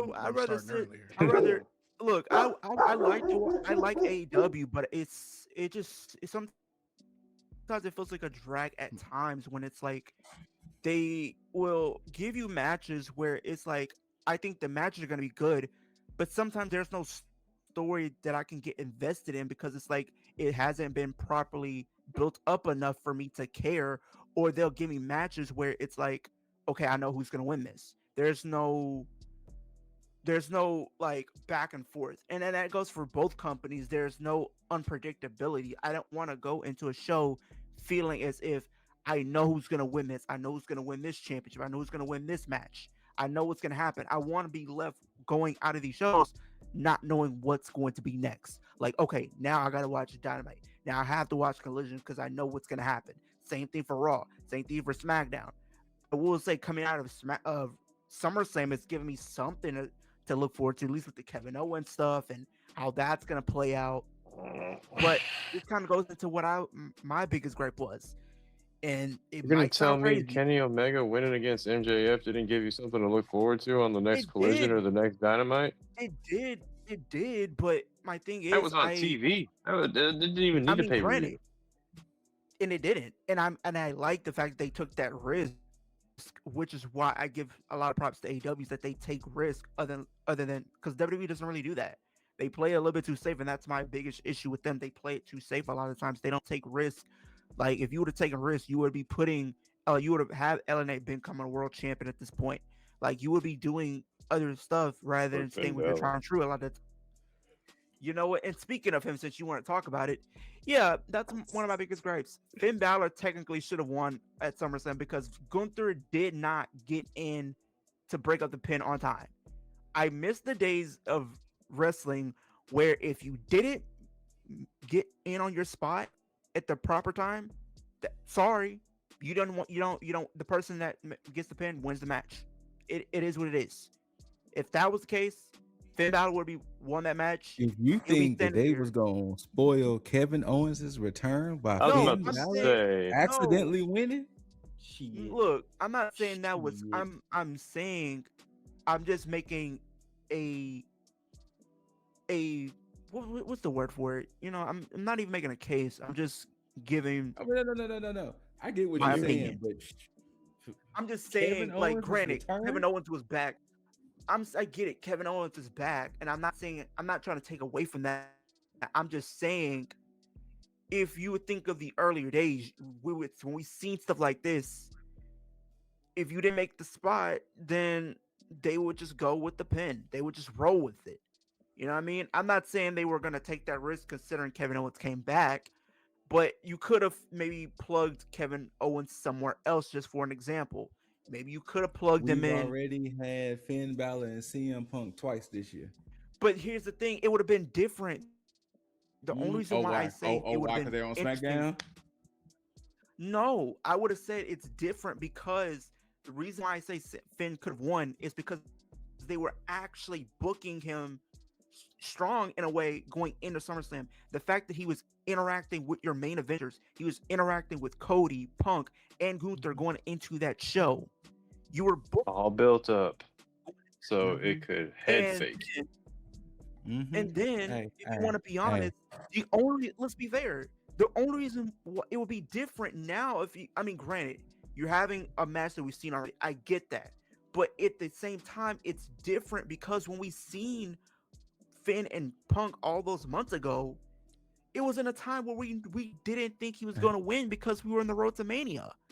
The main event was already spoiled. Let me help you out with your point of being things different. I understand what you're saying, but let us not forget they just had to drag Haku out the house to make Tala and Tama interesting. Oof. I mean, look, I was here for that segment. How can you not be here for it? Because it's motherfucking Haku. But once again, they had to bring him out the house, though. They had to bring him out the house, though.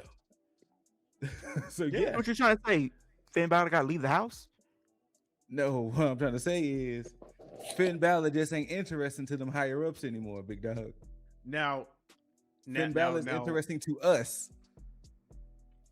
I will argue for Leo's point really quick because I do believe now, because I'm in the middle on this one, which is why I brought up the SmackDown 6 situation. Finn is part of that group. I'm saying he has a better chance of winning. Now, is it a definitive situation? No, absolutely not. But right now, if Finn doesn't win that championship, this is the best you can hope for him right now, because he's being looked at amongst the rest of the pack right now, because you're looking, will be the determining factor. Yeah, because you're looking at, let me see who's up there now. 3 prominent NXT guys from that era. Yep. Finn, Owens, and Zayn. Yep. Around the same exact time that they were all rotating that title. This is the best that you can hope for. So, and here's the thing. Finn not winning at SummerSlam does not hurt him. It actually helps him, to be perfectly honest, because him going up. Yeah, because the thing is, he was not gonna beat CM Punk going into another match with him right now. Owens at this point, let Owens lose to CM Punk if that's gonna happen. But your best bet, I hope they do the switch, is to let it marinate, and then potentially Finn can beat Zayn. They could run this singles match back that they didn't get a chance to run. So right now, and this is where I will say it, is where you're looking at a potential happy accident. We shall see. We shall see. Anybody else got anything to get on the chest for this week? I don't give a damn what your damn opinion is, Leo.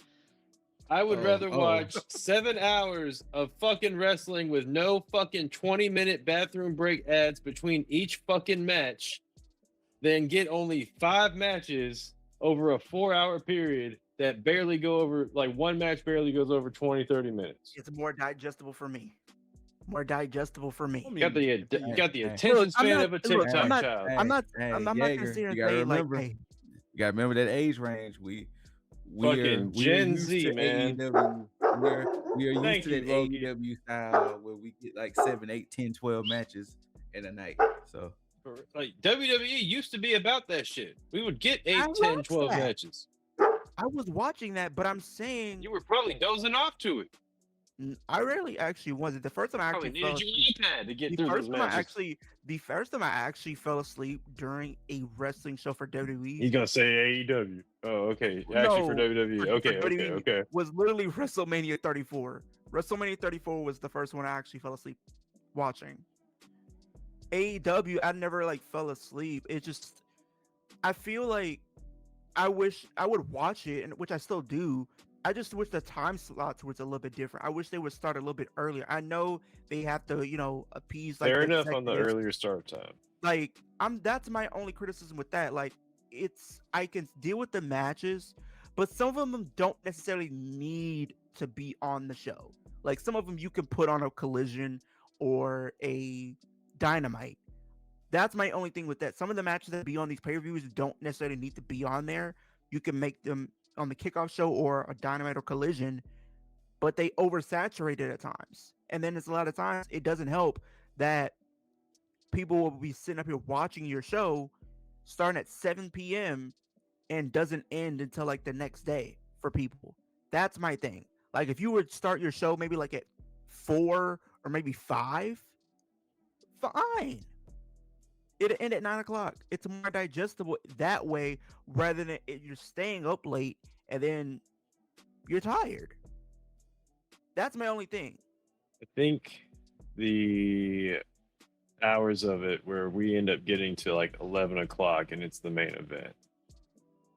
Or I should say 10, 10:30 and it's the main event starting. Yeah. is because that does hit a crescendo. Like, you have been in here for a long haul. You have seen just trials and tribulations throughout the night, and here you are with this main event, whether it be Kenny Omega and Will Ospreay, Moxley and Hangman, freaking MJF and Hangman, freaking Kenny and Hangman. Damn, that's a lot of Hangman matches. But point being, when you finally see that win, and then not even like for the matches themselves, but for the arrivals, the reveals of the wrestlers that debut, like shit. I remember jumping out of my damn chair for Adam Cole when he walked down the fucking ramp. I remember that. And it was late. Brian Danielson too. It was late. And I jumped out my chair for both of them that same night. Mm-hmm. It's like an adrenaline rush to catch those freaking dopamine hits at 10:30, 11 o'clock at night. It's And like I'm not saying you've that they had don't an bring that feeling. experience with those. I don't feel an experience when I have my ad-filled matches or my ad-filled pay-per-views. Excuse me, I'm still going to call them pay-per-views. Fuck it. But there's not like a soul in these pay-per-views anymore from WWE. But right there, you just said it. And that's the main thing that I have an issue with. Because the thing is, and look, the length of the show is never the issue. The problem is the investment. Because if you had a show that was filled with matches that had the same feel as the Bucks versus Kenny and Hangman when they're going through that feud of the elite split with the tag team championships, the whole build up between the belt collector Kenny and then Hangman, the whole situation, the whole saga with MJF and Adam Cole. If you had pay-per-views filled with that, the length doesn't matter because you don't give a shit. You just want to be there. Yep. And that goes to my point with the stories and shit. Because and the same thing with WWE. If the stories were good enough and their matches were somewhat short and you still gave me what I wanted, I'd bitch about it a little bit, but I wouldn't care as much because I can be like, you know what? Well, you did give me something. But that's the main thing, is that the shit is just soulless. It's fucking soulless. I'm so hurt. It is. I'm so hurt. I'm so hurt. He's in a despair. Like, man, I'm not trying to go way back in the Wayback Machine, but shit, man, do y'all like the emotions that I felt watching Shawn Michaels say "I'm sorry, I love you" to Ric Flair? I remember watching that. Yeah. I watched that. Like you, damn, I was in tears as a kid. Even like with Shawn Michaels and Undertaker, like when they had their feud at back-to-back Manias, like that was a feeling. The feeling when you had the end of an era with Triple H and Undertaker, that did something because it was like they're transitioning from one guard to the next. For me, even watching the match that we had this past weekend with Roman and Seth, granted, it was a great match, but it also did something for a lot of the fans that grew up and have been fans of their careers, the Shield, everything. It did something for those fans, and I'm one of them. Now, I'm not saying it did something for you or Dizzle, but there are still elements at times that they can make you feel something. I just feel like WWE has become very lazy and complacent in where they are, that they don't want to do stuff like that. And that's one of my biggest gripes, is when I'm watching a show, and this goes back to what I was saying earlier, they have gotten to the point and they have become comfortable with the booking that they have, where it's become, like you said, there's no soul to it. There's no feeling. There's no unpredictability in these shows, where it's like, I shouldn't be going into a pay-per-view thinking like, oh, I know who's winning the Rumble. Oh, I know who's winning the Chamber. Throw a curveball. It all just feels so formulaic. You can still get to a lot of these outcomes that we want, but you could still throw a curveball. There's no, like, for example, I know LA Knight's not going to win. He's not.